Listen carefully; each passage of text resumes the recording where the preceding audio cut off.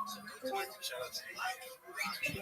So, like, 2 kids, 98 likes on my birthday. Let's get back to books. This is hosted by a faceless ninja. It's called Chan. Other than my teacher, it's more food. Oh, and I might check out the studio in Austin on Monday. I'm going to be in Austin. No, I'm just coming with Chan. I'm going with Theo to Austin.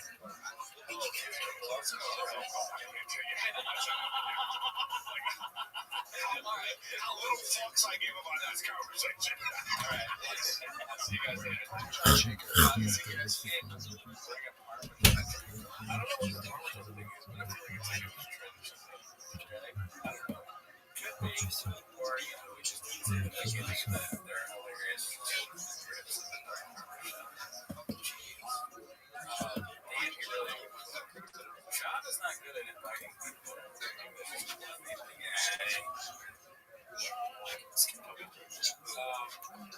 Okay, never mind. I thought it was good. We always get something else. Well, because recently, when we were missing, we looked up cheese and live streams. Fucking me, like a 6-7 guy. I just want to know. I think oh, 6-7 is not far off. If shop were to 6-7, I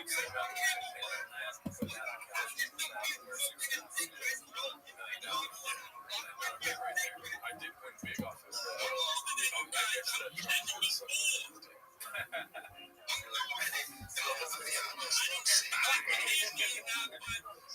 anyways, let's see more on Papa flipping up. We watched it last time. Yeah, that dark joke. They had some teas in a slump. I get this job. Papa was supposed to run it over there. We saw this one.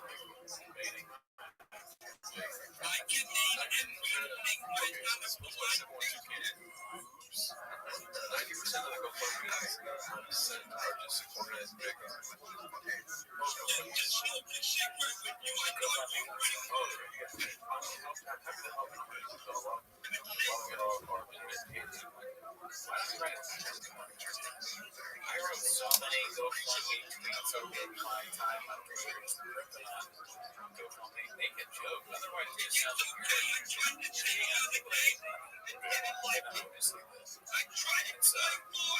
Critical now. Another word. That sounds like a word you could use. He says that red bar is laughable. Right? I hope Jeff Dye still reading the stories because he's the best. I don't like that. Anyways, that's cool as fuck. This was my Ninja 11. Named my kid Boston as a Yankees hat while in LA Dodgers hat while we were at Dallas Cowboys Stadium. Trying to find too much.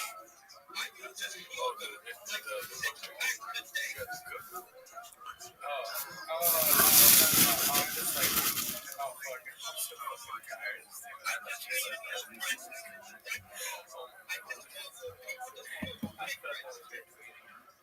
Oh my god. But DJ says, give me the link or go fund the tweets now in case you can't start every year next week.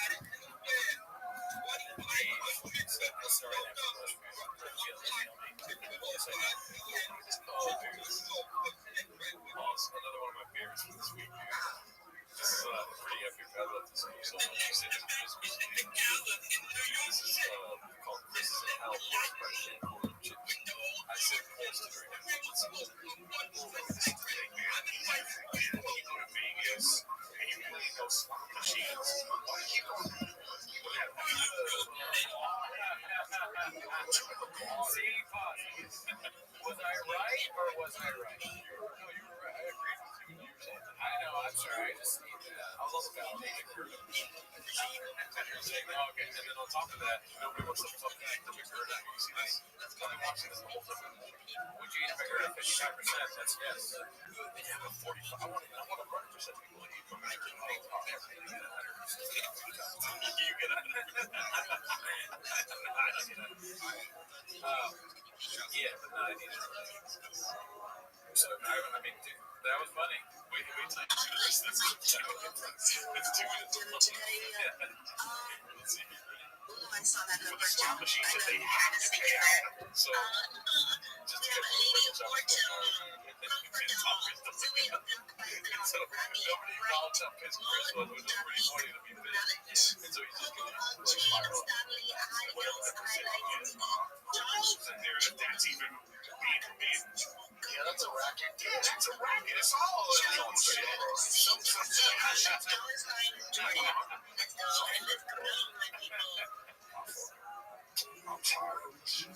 It's like it's all right. It's so funny that they're not responding because Sean is so stupid that I feel like there is a chance that he doesn't know. He is also an unfortunate. But Delia just making funny Sean is great. Love these two people. I would work with them. Yeah, I guess so. Yeah. Sure, yeah, no, I'll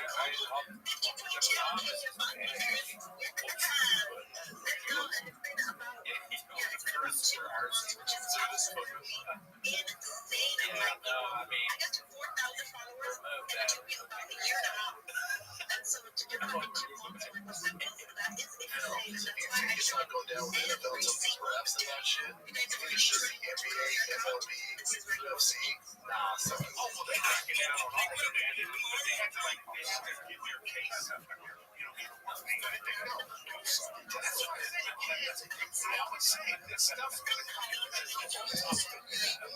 They're ignoring. They're like, oh yeah, go ahead and make fun of us. But apparently, you think like, Shop would be great to have. I don't know if it's really better than Shop. I can't. But like, I would have to like get my affairs over for Shop. Or I can get it killed. I guess. Yeah. I guess. I mean, Shop is not a comic. You know. If I made a joke, I would kill you.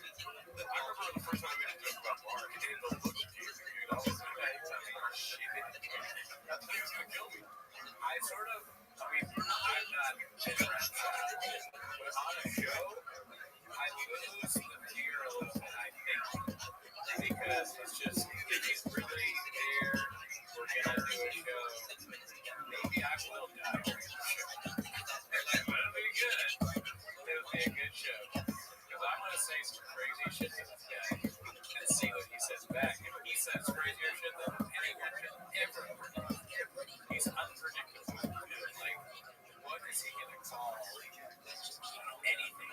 She went wrong. She talked to you a lot about the other way. We're doing work to look away, so I was going to make a chaplain. Sure. Yeah, I mean, listen, any of these guys can get away. Shop, I'm living on borrowed time breaks. Kill me, you gotta get through my shingles first.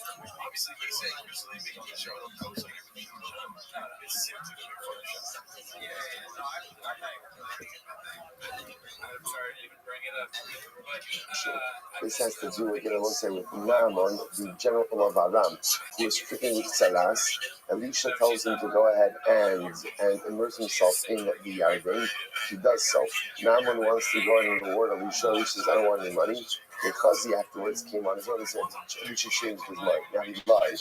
Elisha didn't change his mind, but because he was using this opportunity for his own financial advancement. Okay, so we know it like that. That refers to Doeg. Alai precious Israeli.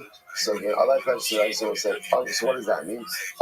So we'll say, so first of all, we'll point out this is incredible, right? The Darshan Yeshumos, ultimately again, are trying to understand that everybody has a token of Now, listen, now before we go on, I just mentioned something absolutely amazing, which is what is this mean? What's going on over here? And why aren't these people identified? Like, who are these Rabbanim? Who are these Darshei Rishumos? So let's say what's interesting to note is as follows. How does Rashi define Darshei Rishumos? Darshei Psukim.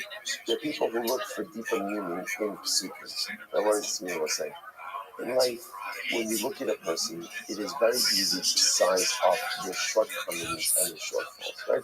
And for some reason, the Rabbi programmed us like with this ability to see the weaknesses of the other relatively quickly.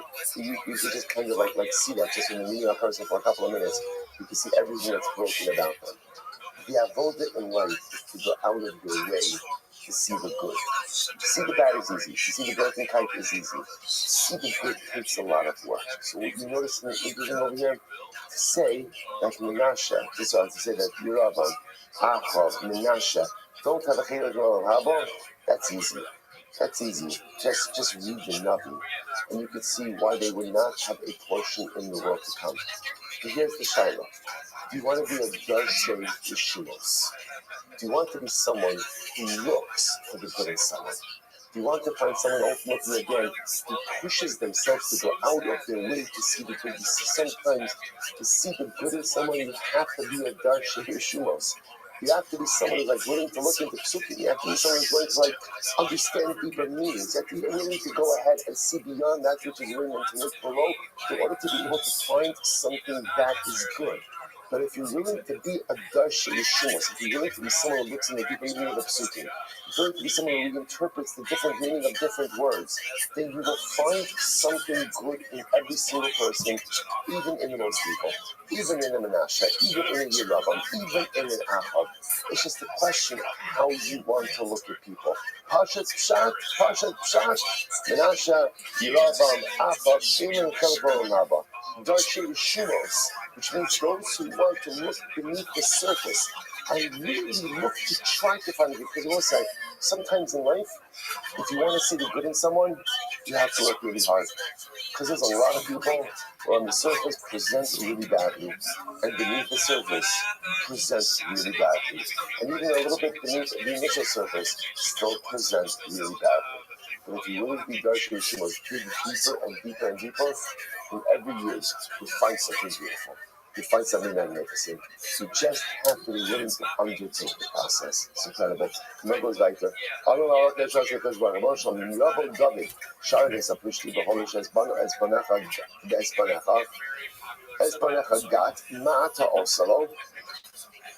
Incredible. So the Malach naturally says to Baruch Hu, right? It's David HaMelech goes and comes before you. The Lord says it's so beautiful. Now what happens? So according to these approaches, right, all of these people we just mentioned were people who were excluded from Olam Haba according to previous Gemaras, right? Not just the 3 kings, but Zoe, Aki, Tofel, all of these people now go to Olam Haba. So the Malach says that so what's going to happen? Right? You're going to let these people into Olam Haba. And then David HaMelech is going to see these people in Olam Haba. So David HaMelech is going to see his trusted advisor Achitophel, who turned on him. Doeg Adomi, who incited Shaul to try to kill him. David is going to come to Olam Haba. He's going to walk into the base mansion of Olam Haba. And who is he going to see? He's going to see this Chazra over there. David is going to come to him. He's going to be all upset. What are you going to say to him? So this is incredible. So Ma'ata Osalo, Amalahem, Alai La'asosan Reim Zelozeh. And this problem says, don't worry about it. You know what my job is? My job is to make David HaMelech friends with Achitophel and with Doeg Hadom. If they meet each other in the base marriage of Olam Haba, my job is to make them friends, make them reim, make them friends. You know, say, what do you want to do? Essentially, because Baruch says to Malachim, first of all, stay in your lane. So which also we begin to see over and over when it comes to Olam Haba, the Baruch always tells Malachim, not your business. I got this. And everyone say, how incredible is this? If David runs into his former adversaries in the base marriage, Baruch says, my job is to make them friends. My job is to make them friends. It also is such an overwhelming tomorrow. Maybe something maybe, and I don't know, maybe it's a function of Olam Haba. Maybe it could even happen in this world, that even adversaries, right, even Jewish adversaries, somehow, some way, can become real. I don't know if it can happen in this world, or maybe it's only something that happens in Olam Haba. But at the end of the day, another thing to look forward to in the afterlife is that even the most bitter of enemies, even a David and Achitophel, a David and a Doeg, to the Meretz Hashem sit and occupy the same space in Olam Haba. Overwhelming. Madua Shova Ha'ala Zeh Yushalayim Yishua Nitzachas. Amarav Shuva Nitzvah Shiva Knesset Yisrael Navi. First, I said you have a number. This is Navi Cheskel. So Navi Cheskel is giving Moser to Klal Yisrael. And what happens? So the Klal Yisrael gave back the good Shuvah to the Navi. So Amarav Navi. So the Navi, Zechariah. The Navi Zechariah said to them, Chazru b'tshuva. Go ahead and do tshuva. After all, Avosechem Shechatu Heifan Heim. So the Navi says to Klal Yisrael, Navi Zechariah says to Klal Yisrael, do tshuva. Because look what happened to your ancestors who didn't do tshuva. They're no longer here. So Klal Yisrael is great. So Klal Yisrael says back, Amar Lahem, Amru Lo, U'Leviachem Shalochatu Heifan Heim. So it's not exactly a good time now. Right, your ancestors who were Balei Tshuva are also dead. So our ancestors are dead, your ancestors are dead. So either way, they're dead. So I don't know, why you trying to convince us the Tshuva? So the Gemara says, Shre'ema Avosechem Ayehim, V'Anevim Ha'La'olam Yitu, Hamalahem Avosechem Chazru V'Hodu. So again, so the Chayah says your ancestors were strong enough to do Tshuva, Shne'emar, Achtiber B'Chukei Shetzidi says, Avianevim, Shmuel Amar, Bo Asar B'nei Adam, V'Yashuv L'Fanav. Shmuel says what ended up happening was, 10 people came, and sat before the Navi. This was the episode described in the Pasuk. Here's the B'tshuva. So the Navi said, "Then do tshuva. Amru, listen to this. So this is very profound exchange. So the Navi says to this group of 10 people, do tshuva. They say back to the Navi, Amru, Eved Shemachru Rabo, V'isha Shegar Shabayla, Klum Rish Lazeh Al Zeh Klum."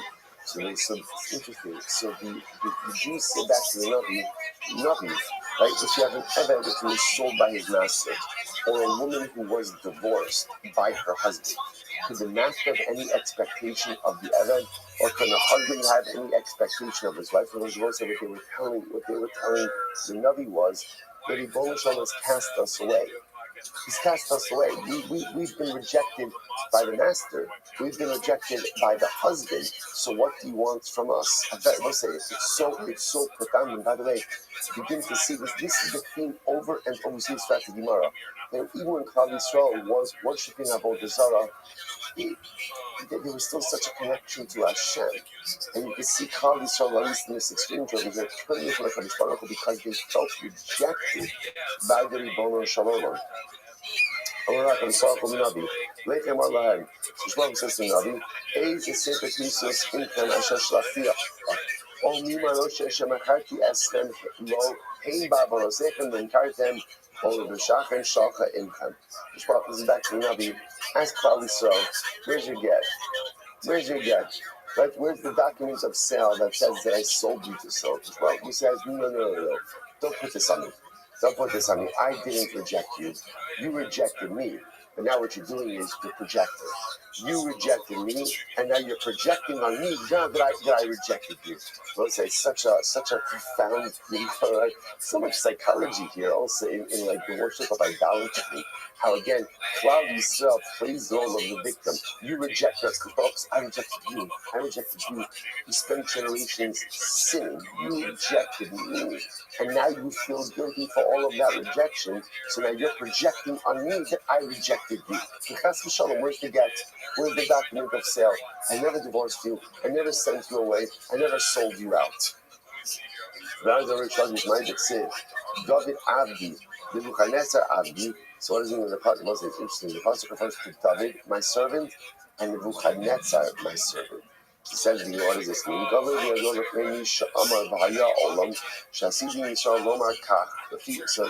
people, I'm sorry. HaKadosh Baruch Hu said, I will say this. So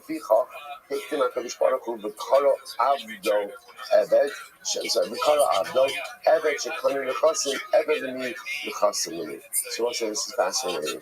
It sounds strange that HaKadosh Baruch Hu calls David his servant and Nebuchadnezzar his servant. So first of all, it's saying that you always understand that when Nebuchadnezzar did, it wasn't Nebuchadnezzar, was HaKadosh Baruch Hu. Nebuchadnezzar was the agent. If I call Nebuchadnezzar the servant of God, then who's the master? HaKadosh Baruch Hu. Now what does that mean? When there's a servant and a master, whatever the servant acquires, the master acquires. Even when we were conquered by Nebuchadnezzar and under his domain, We are under the domain of the Eved, but we still belong to HaKadosh Baruch Hu. And I was highlighting this idea. Never is there a rejection by HaKadosh Baruch Hu. Even when we are conquered and subjugated by others, those others themselves are abundant to Hashem. And being a servant to the servant still means that what? I belong to the master. So this is such an overwhelmingly profound and beautiful Gemara. Never are we rejected by HaKadosh Baruch Hu. We may reject God, and as a result, sometimes there's a feeling of guilt having rejected God. So we project onto God that He rejected us, but there's nothing further from the truth. The Ribono Shel Olam never rejects us. He loves us too much to ever reject us. He loves us too much to ever sell us out. He loves us too much to ever give up on us. Incredible. So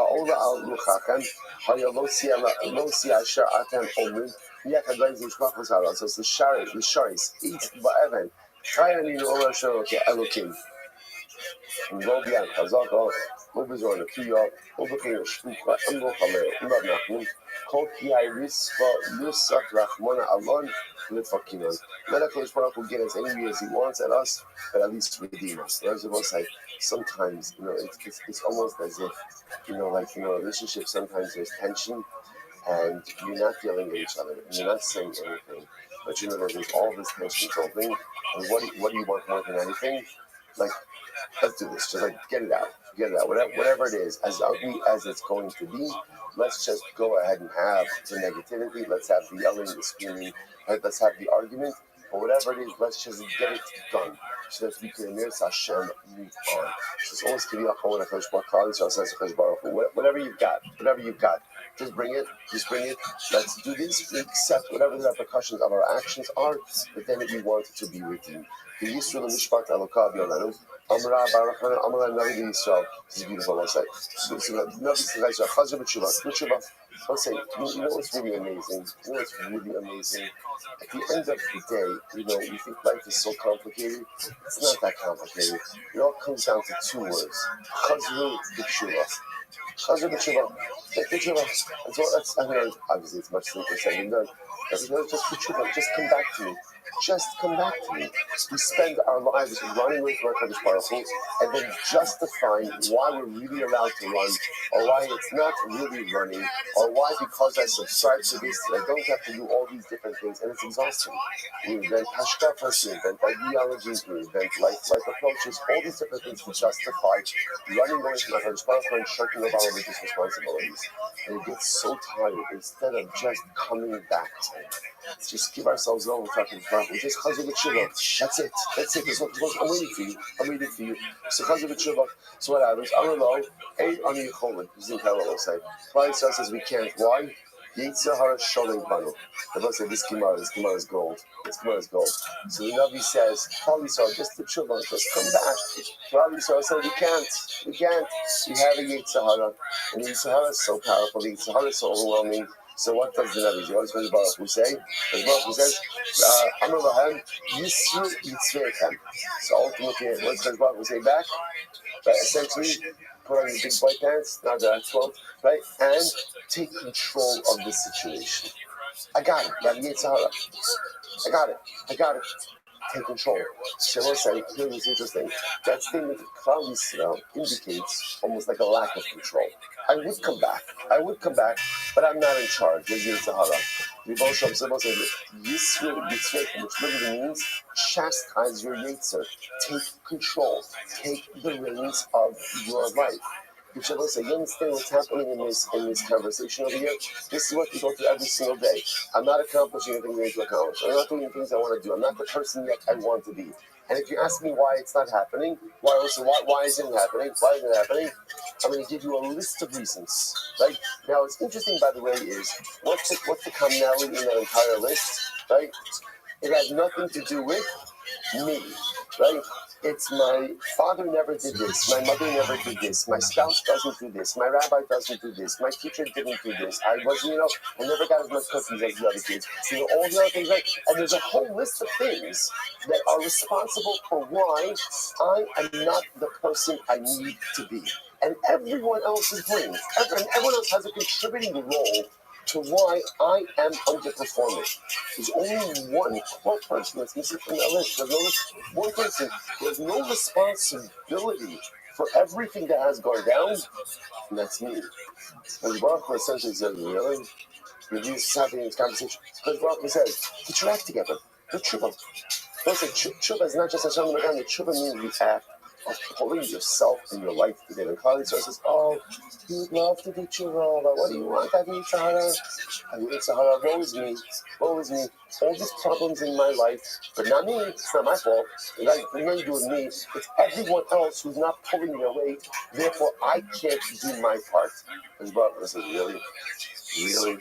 You're outsourcing your responsibility. You're outsourcing your success to everyone else. The success of your life resides with one person and one person only, and that's you.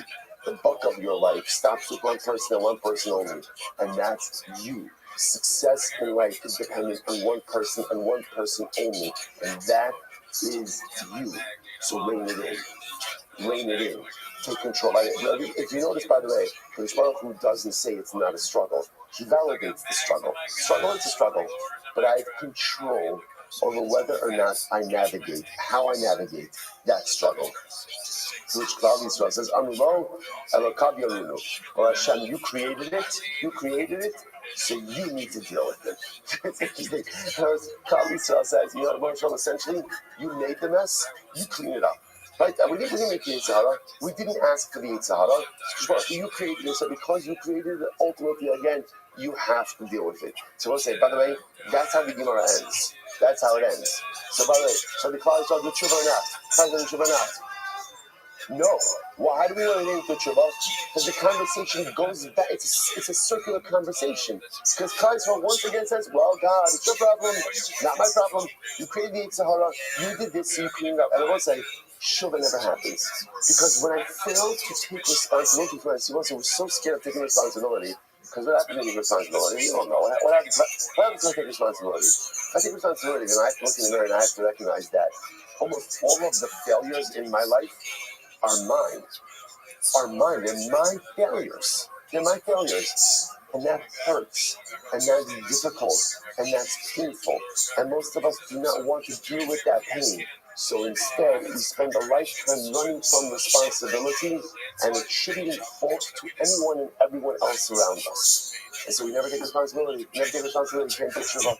And instead, if we just found the courage just to say, okay, I own it. It's me. It's me. Yeah, almost every single thing that's gone wrong in life is me. I own it. But here's the good news. Once you overcome that pain and that feeling of almost like debilitating shock of responsibility for things that haven't gone right, you then realize something amazing. And like Rabbi Nachman says, if you believe that you have the ability to break it, then you have the ability to fix it. The reins are then mine. And once the reins are mine, there's no telling what I can accomplish. I can become about Shira. I can fix my life. I can do what I need to do. But the tragedy is the conversation ends off the same way it's ended off for the last 2,000 years. Don't show me it's your problem. It's always someone else's problem. Well, if it's someone else's problem, chances are it's never going to get fixed. But if you find the courage to own it, then it can become Shubal Shubba. Arba had Yotos. Who are the 4 Yotos who never all on Haba? Bilam, Doeg, Achisopho, Gechazi. So Bilam, below Am. What this means, King Mazab, Bilam over there. What does it mean, Bilam? So Bilam means below Am, without a nation. Never Aher. Bilam, Shebala Am.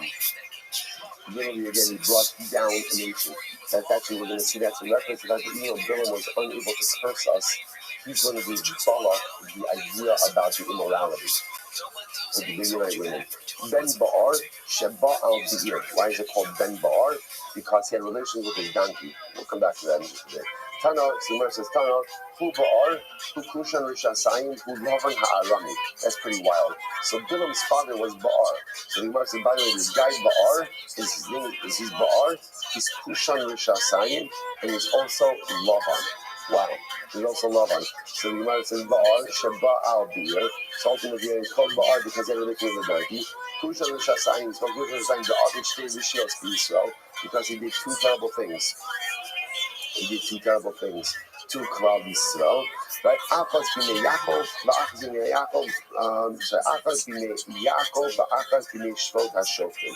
One was during the days of Yaakov, that would be a reference that he was Laban, and the other during the days of Yoshua. Okay, so the Gemara says, Rashi says, I'm sorry, La'achar Misas Yoshua, after Yoshua died. Okay, the Gemara says, Rashi says, Omash Mo, his actual name, Laban Ha'arami. Actual name was Laban. Interesting. So the Gemara says, by the way, we're going to indicate us that Bilam was the son of Laban. Bilam was the son of Laban, which is pretty incredible. So the Gemara says, they must say in general, by the way, they'll also make Laban incredibly old. So what do these things actually mean, right? That doesn't mean it's actually Laban, and these people are just blessed with longevity. Some of them possess the same meat of Laban, because remember, you can see a similarity between Laban and Bilam, right? Both of them work in one. Let's see, what do you say? What do you say in the Haggadah, in Magid? Laban bikesh la'akar es hakol, right? Laban wanted to uproot everything. What did Bilam? Bilam bikesh la'akar es hakol. Both of them had the same stated mission. So the Gemara says, Ksiv ben Bar, Ksiv ben no Bar. So it says the son of Baar. So in one passage it says that Bilam is the son of Baar, and then it indicates that Baar was the son of Bilam. Which one is it? Amr Yoshua. I'm sorry. Good. I'm Rabbi Yochanan. Aviv ben Nohul ben Nevios.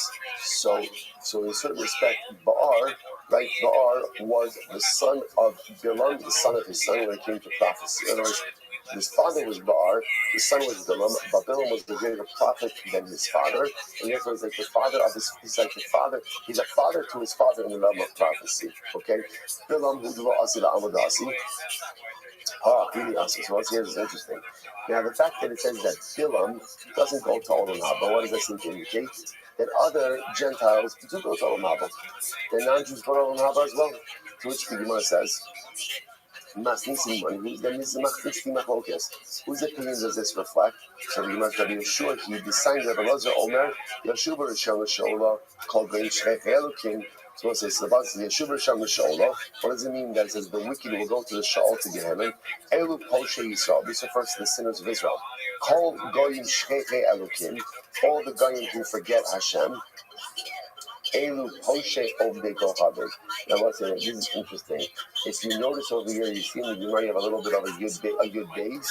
So the changes, by the way, if you look over it, it says Elu Umos Ha'olam. Really, it's supposed to say this refers to the nations of the world who do not have a portion in the world to come. So how did it become Poshe Ovdei Kohaber?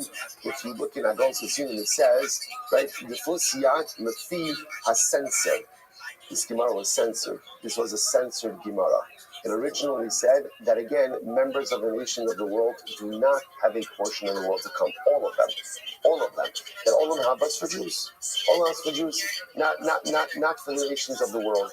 The censors changed it ultimately, again, to say the sinners of the nations of the world don't go to Olam Haba, but everyone else does. The Rabbi Elazar, on Rabbi Yeshua, one second, called the whole goyim.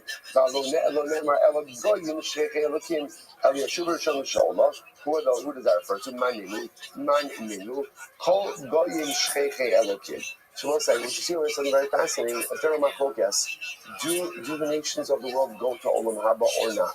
So one opinion says yes. Only those who forget Hashem amongst nations of the world don't go to Olam Haba. And other opinions says no, Olam Haba is only for Jews, not for the most Olam. Fundamental focus. Okay. The app also Russia doesn't see in the Atzmo.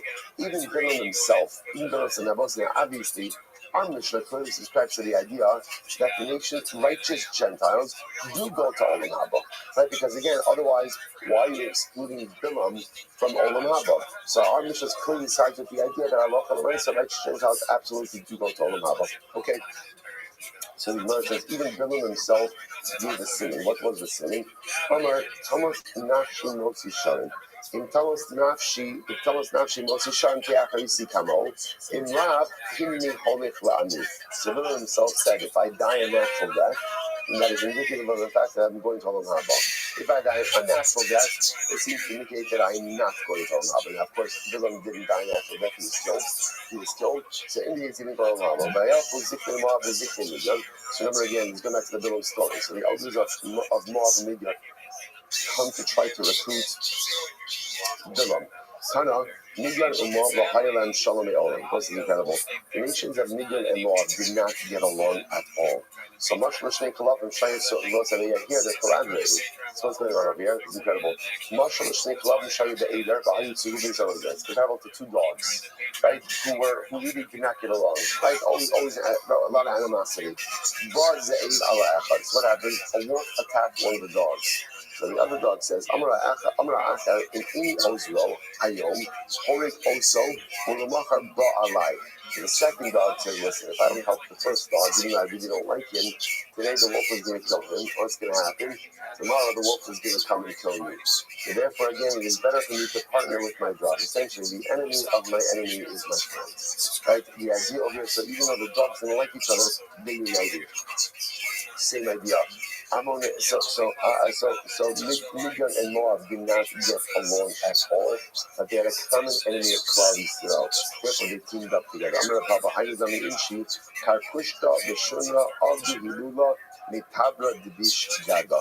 Literally translated, the weasel and the cat had a feast from the fat of the one with bad mazel. Again, one of those ones that doesn't translate so well, right? Much better in the original Aramaic. So apparently the idea is cats and weasels don't get along, but when they face a common enemy, they're willing to gang up together and feast on the vanquished enemy. So Vayishu Sarim Moab in Bilam. So Gemara says that so they come to Bilam, and then the pasuk says that the messengers of Moab stayed with Bilam. So Gemara says, what's that? Where did the guys from Midian go? So Gemara so the messengers of Midian realized that once Bilam was unable to give them an immediate answer, right? Because they say to Bilam, come, curse Klal Yisrael. And Bilam says, you know what, stay here tonight and I'll get back to you. They realized that once Bilam wasn't able to give them an immediate answer, something was going on, it wasn't going to work. And they said, the Prophet was not going to go for this. Is there any such thing as a father who despises his son? The Moshe was our father. So the message of the media realized the Prophet was not going to curse them. He's just not going to curse them. So they went home. Chutzpah is incredible. Chutzpah, afilu klape shmaya mahani. So chutzpah is a very powerful tool. Right? And chutzpah, even against HaKadosh Baruch Hu, is able to affect change. How so? Listen to this. Meikara said, in the beginning when Bilam asked HaKadosh Baruch Hu to go and curse Klal Yisrael, so HaKadosh Baruch Hu says, don't go with them. They amazingly enough, Bilam persists, kum lech isham. It says, go with them. Go with them. So what do you see from here? Bilam was chutzpah, right? Bilam was chutzpah, but chutzpah sometimes pays off. And let's say, we know this in life. Sometimes, chutzpah usually is understood in a negative way, but sometimes chutzpah could actually have very powerful and positive repercussions. Again, never done, the Bilam did not work well, but again, you see from here that when a person is adamant, about something, sometimes even our HaKadosh Baruch Hu admires, so to speak, their adamance. I'm going to change this. Chutzpah is like a king without a crown. Now, a king without a crown has the ability to affect some level of change, not complete change, but has the ability to affect some level of change. This goes back to yesterday's dot. Remember again the story we saw about the two Jews being taken captive? What did the captive say? Am she'orifat. The both say, being a stiff-necked people, that's chutzpah. Jews have chutzpah. Chutzpah is part of what's kept us. Right? Chutzpah, the stiff-neckedness of Klal Yisrael, ultimately again is what has sustained us throughout the ages. Chutzpah is powerful if used in the right way.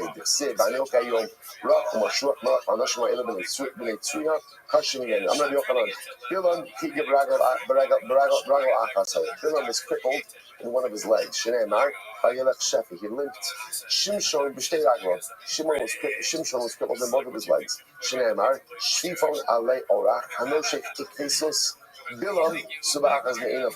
Bilam was blind in one eye. Good. Furthermore, interestingly enough, he did sorcery with his makom milah. All right. I don't know.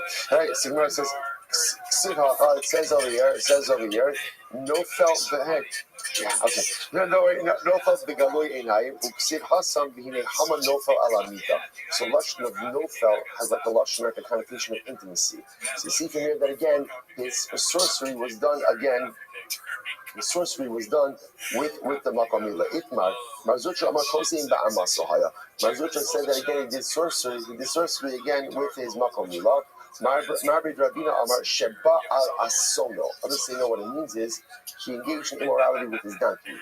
Right? Gemara says, so then it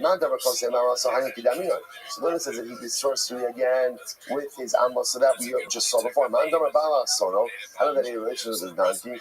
Kara Shachab, Uksif Hasam Bain Ragla on the days Kara Nafal Shachab. So we'll say he's the same Russian over here of Kara, right? Literally crouching over. That's the same Russian that's used by Sisra and Yael, where according to the measures, she had relations with him. V'yodea das Elyon, and ultimately again, so Bilam knew the das of HaKadosh Baruch Hu. Ashta das Banto lo Havayada, das Elyon Havayada. So again, if Bilam couldn't control his donkey, right? We know the story, right? But Bilam, the donkey refuses to move forward because the donkey sees the Malach, the angel with the outstretched sword in front of him. And Bilam doesn't see it. Bilam keeps hitting his donkey to move forward. So the Gemara says Bilam couldn't control his donkey, and he knows how HaKadosh Baruch Hu works. So this is very interesting. My das, the Gemara says. So the Gemara says, my das handle the Amrulay. So listen to this. So what does it mean that he cannot control his donkey? The Amrulay is very interesting because ultimately, again, the ministers of Moab said to him the following: Amrulay, my Tamala for Susya. So this is very interesting. When Bilam finally goes with the ministers of Moab, the ministers of Moab were surprised that he was going on a donkey. They said, "Where's your horse? Where's your horse? Right? What's going on over here?" So we'll say, Shaddai Berativa. So we'll say, this is great. So Bilam says, oh, you know what? Like, it's like asking, like, why are you in a Honda? And a guy like you, right? A guy like you should be, I don't know, where's your Cadillac? So he says, oh, this is a loaner. It's in the shop. Right? My horse is out. My horse is out. It's grazing. It's doing its thing. Two of the means like in the marshlands. On the lake, how I know he has some call. So once now the donkey begins to speak up. Donkey, really? I'm a loaner? I'm your donkey. So Bilam says, yeah, you're my donkey, but I don't really ride on you. I just use you to go ahead and transport stuff. You're like my transport. You're my hitch. You're my U-Haul hitch that I usually go ahead and put on my luxury vehicle. Like my horse. I would never be caught dead on a donkey like this. So the donkey says, really? What are you talking about? You use me all the time. You ride on me all the time. Bilam says, no. I try to Alma. No, that's not true. Sometimes I ride on you again when my primary form of transportation is in the shop. What are you talking about? You've been riding on me again for forever. Okay, all right. And furthermore, again, the donkey says, right, literally again, donkey says, I provide many services for you. Right? Transportation and other. Right? Right? So by the way, what's fascinating about this is you almost see like it's interesting, like the donkey is like saying to Bilam, at least to be a makiato. At least obviously he's such a manovel, like you're such a base and disgusting guy. Like what you do to me and with me. At least recognize the role that I play in your life. Right? You want to be a degenerate, you are a degenerate. Don't be an ingrate and a degenerate. Right? It's incredible. So the Gemara says, obviously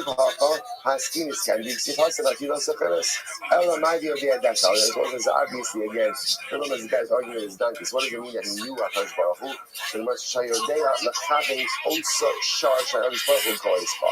What Bilam knew was the exact moment that HaKadosh Baruch Hu gets angry at. Those gets angry for just one moment a day. Bilam knew that exact moment. What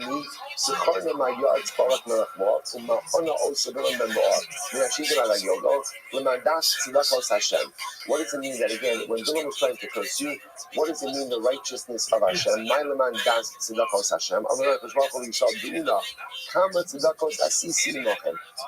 Bilam was trying to curse you, how much tzedakah I did with you? How so? Remember again, Bilam knew the exact moment that God got angry. And HaKadosh Baruch Hu said, I did a miracle all the days that Bilam was trying to curse you. I did not get angry for one moment that entire time. So the Gemara says, because had I gone ahead and gotten angry that entire time for that one moment, if Bilam would have cursed you during that one moment, it would have destroyed you. If Bilam, it would have destroyed you. So the Baruch says, miraculously, I did not get angry at you at all during that entire time. So the Gemara says, certified. So what's this? Interestingly enough, this is what Bilam was saying to Balak. Balak, I've got it all figured out. I know that if I curse Klal Yisrael during one moment when the Baruch gets angry, I can destroy them. But I don't know what to tell you. God's not getting angry. And because God's not getting angry, therefore what?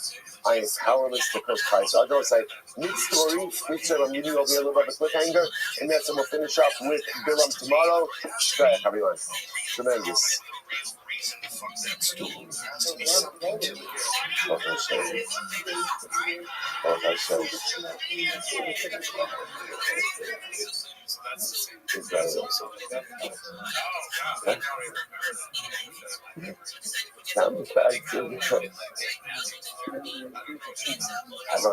you want to have, should we start?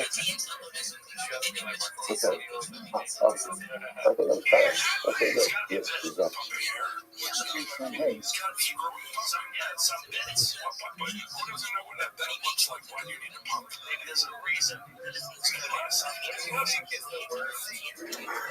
All right, so we'll say good morning. Good morning. Let us begin by thanking all of the sponsors for this morning share. To thank our annual Talmud Torah sponsor for Tavshin Pei, the Tilsim Mishpach of Eretz Yisrael, for dedicating all the Sherman Drushos this year as a zechus for Besoros Tovos for Am Yisrael. Our Talmud Torah sponsors for the month of Nisan, Halalin L'Tova Paul Pollack, in celebration of the Nisan birthdays of his wife Kathy and his granddaughter Tikva Esther Pollack. Mazel Tov. Anonymous sponsorship in the zechus of Simchas for all of our children and for reason to be a month of Gula Shlema for Klal Yisrael. And Avram and Shin Gitelman in memory of Avram's mother, Sarah Braina Bas Yoshua Heschel Zichron Libracha.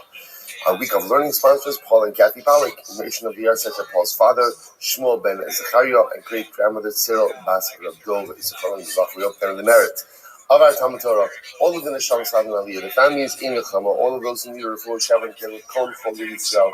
Yvon Shalom should bring home our hostages, the Karo, and our holy soldiers should be successful. B'chol Amasa Yedei. Let's read that. Let us begin with a lot. Today, Baruch Hashem, today's daf is Kufhei 105. We are picking up in Eretz Hashem on Kuf Dalit Amud Beis 104b, about 15 lines down from the top. We are in a beautiful Gemara right now that's talking, moving Gemara, talking about the Psukim from Eichel. So the Gemara says as follows, Bachol Tivkeh Balayla. So again, speaking about the Yishan on Yisrael, she cries at night. The Gemara points out the idea that it's Bachol Tivkeh, it's two bechios, two crying. So why double crying? Shtei bechios halal lama. Why are there two cryings in this evening? Amar Rabbi Yochanan, echad al mikdash rishon, ve'echad al mikdash sheni.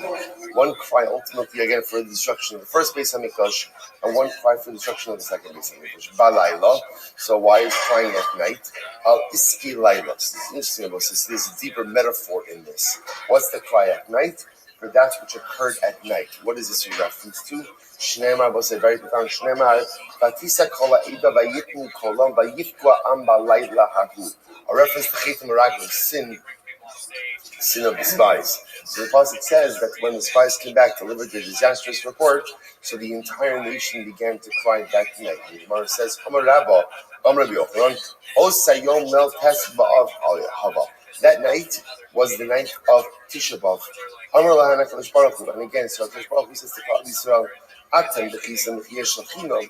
You're crying for absolutely no reason. In other words, there's nothing wrong with their side, so it's perfect.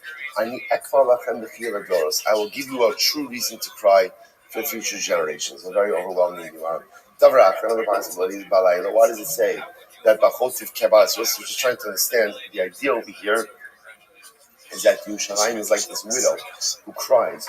Well, the widow cries by day, the widow cries by night. Why does Eicha highlight the nighttime cries?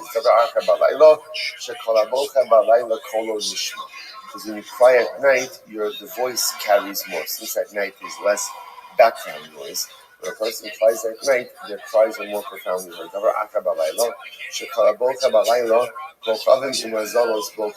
Furthermore, again, when you cry at night, so to speak, that the stars and the constellations cry along with you. And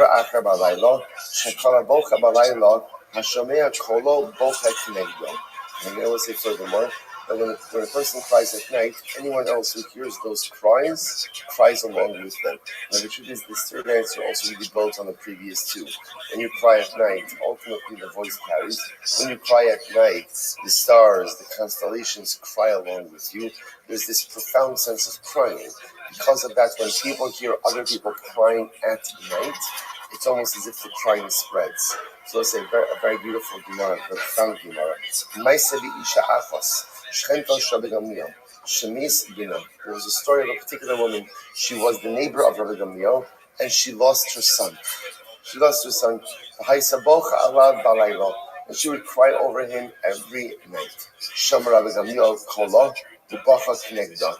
Gamliel heard her crying, and he began to cry as well. And I will say now, this is such a profound Gemara about empathy. Rabbi Gamliel would hear this bereaved mother crying over her child. Rabbi Gamliel himself would cry, literally again, he cried so much until his eyelashes fell out, to the point of like physical detriment. The next day, his students realized what was happening, how much he internalized this pain, and they moved him to a different neighborhood. Gemara goes like, her tears on her cheek. So the idea over here is tear on the cheek. Almost represents this idea of crying, and the crying doesn't stop, right? The tears are always there. So there are different kinds of losses in this world. There's a loss that you cry over, but then you're able to move forward. And then there are other losses that sometimes paralyze us in place. This idea of the tears on the cheeks represents this second type of loss, where the loss is almost like immobilizing. The tear is always there. What type of loss is that? Like a woman who loses the husband of her youth. Rashi says over here, when a woman loses the husband of her youth, that's the man who she married, obviously when she was young, the person who she intended on building her life with. And when she loses that life partner, there's almost like an inconsolable loss that's there. That's how the Pasuk describes the loss of Yerushalayim. Incredible. Shneimar,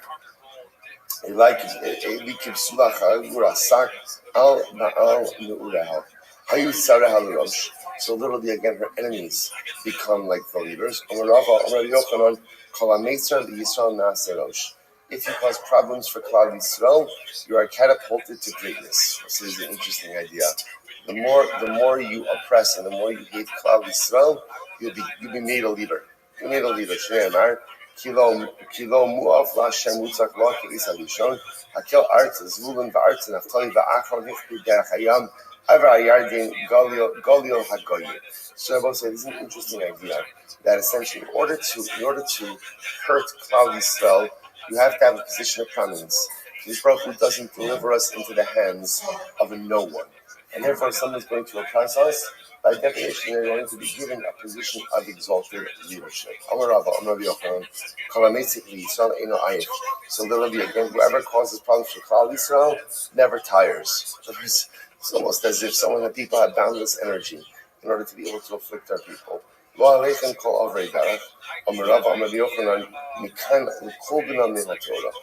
is interestingly enough, is almost like saying these klalos should not befall you.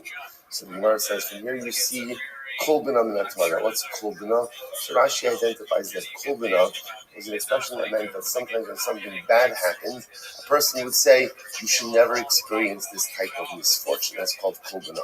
So that's the pasuk is saying, what's happened to us shouldn't happen to anyone else. We'll see first the widest lines. Kol Over Derech, Amarav Amarav, Asu'uni Kol Over Aldas. The evil bestone, Ksisu. Interesting to say so. The Baruch Hu treated Yerushalayim, right, the Jews of Yerushalayim, Klal Yisrael, as if we were over Aldas, as if we transgressed the tenets of HaKadosh Baruch Hu's Torah. How so? Dila b'stom ksiv, Hashem hinted al stone. Right, by stone it says Hashem caused it to rain down fire on stone. Dila b'shaim ksiv, Mimarom shalach ish ba'as mosa ba'yerdena. Uksiv vayigdal avon bas amini chatas stone. So ultimately, again, the pasuk says that Shlomo says that the actions of Klal Yisrael surpass the actions of stone. Vechi masu pani ish chadavar.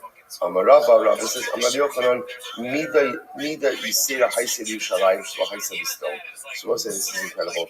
But as terrible as, unfortunately, the behavior of Yushalayim had become, Yushalayim still possessed one attribute beyond stone. What was the attribute beyond stone?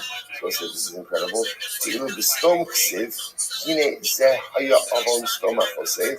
Go. Shivas lechem, biyad ani ve'ayon lo michzika. In stone, there was no sharing. Right? In stone, whatever you had, you kept for yourself. And again, nothing was ever shared with the other. Let's listen to this Gemara. On the other hand, Bilu B'Yushalayim Ksiv, Yedei Nashim Rachmanios, Bishlu Yaldehem. Yushalayim, the hunger, the starvation had become so acute that literally, again, the women ate their own children. So let's say it's just like such a fascinating twist.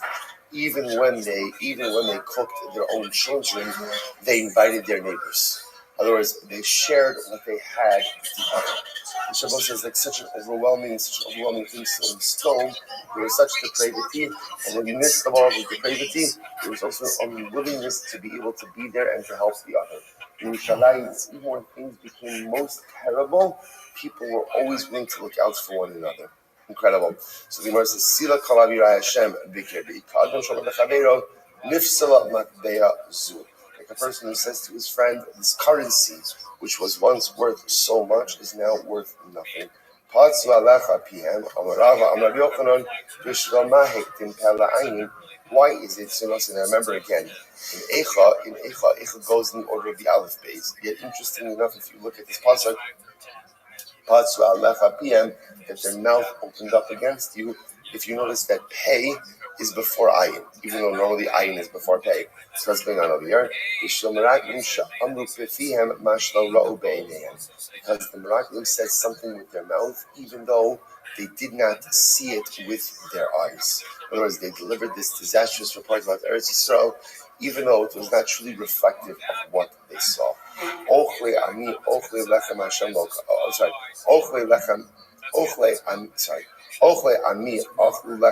lo karol. Amarava Amar Yochanan kol ochem lechem sheYisrael toyin tam lechem. V'sheino ochem lechem sheYisrael eino toyin tam lechem. Whoever eats the bread of Klal Yisrael will taste what bread truly is. Whoever doesn't eat the bread of Klal Yisrael won't taste what bread truly is. I will say, what does this mean? On a deeper level, I will say, bread represents sustenance. Right? Bread represents the core like pillar of existence. If you want to understand what existence is, look at Klal Yisrael. If you look at anyone else, you'll find pieces of what it means to lead a meaningful life, but you won't find the entire picture. Only Klal Yisrael has the real lechem of existence. Hashem lo kara Rav Amra Eva Dayanim. So this refers to the corrupt judges. Ushmona says, this refers to the teachers of young children who shirk their responsibility and do not give a proper chinuch to the Jewish children. Me, who appointed them, Ravashi. So that's the end of the Eicha. That's the end of the Eicha. The other Gemara goes weiter. So now remember again, the primary topic that the Gemara is occupied in is the list of the 3 kings and the 4 idiotos, the 4 regular people who don't have a portion in Olam Haba.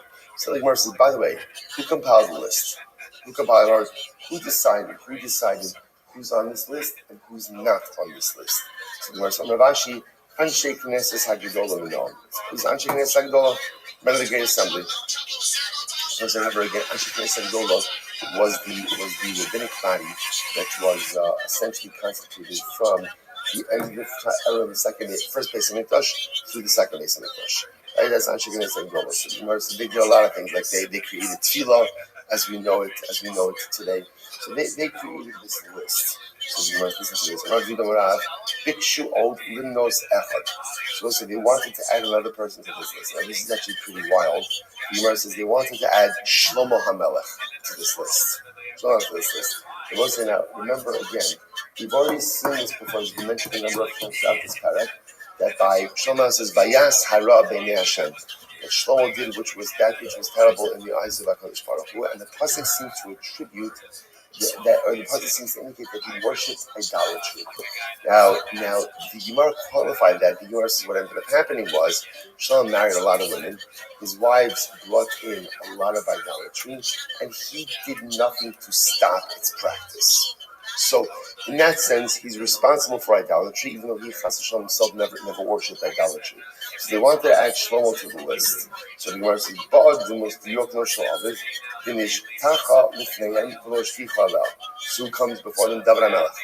David HaMelech Kiviyachal appears to them, and David HaMelech prostrates himself before them, saying, "Please don't do this." But they paid no attention to him. Ba ish min hashamayim. A fire came down from the heavens and started literally again licking at their benches. And actually it's Agdola, because again, clearly HaKadosh Baruch Hu was voicing his displeasure with this decision. But yet they did not pay any attention to it. Remember again, Lo Bashamayim, HaKadosh Baruch Hu doesn't decide Torah, we decide Torah.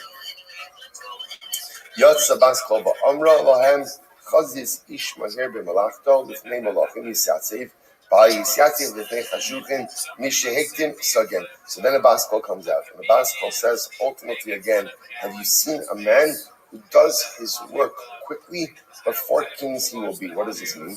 So Kadosh Baruch Hu says, bas kol came out and said, mishehektim beisi lebeso. So first of all, Shlomo built my house before his house. He built the Beis Hamikdash before he built his own palace. Not only that, it took him 7 years to build my Beis Hamikdash and 13 years to build his own palace. The Gemara says, so again,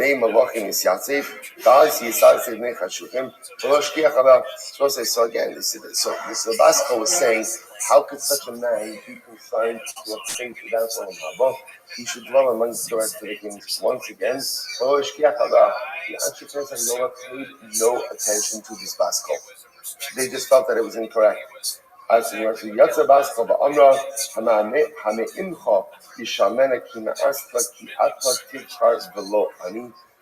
say essentially the Basco comes out and says, listen, Chavra, Olam Haba is my purview. It's not yours. You don't decide who goes to Olam Haba and who doesn't go to Olam Haba, and you don't understand the Cheshbonos. So therefore, again, it's so interesting to say that you see that Kadosh Baruch Hu trying to intervene in a more mild manner, although it's pretty stark as well. And at the end, essentially what he says is, yes, you're right. Torah belongs to you. Halacha belongs to you.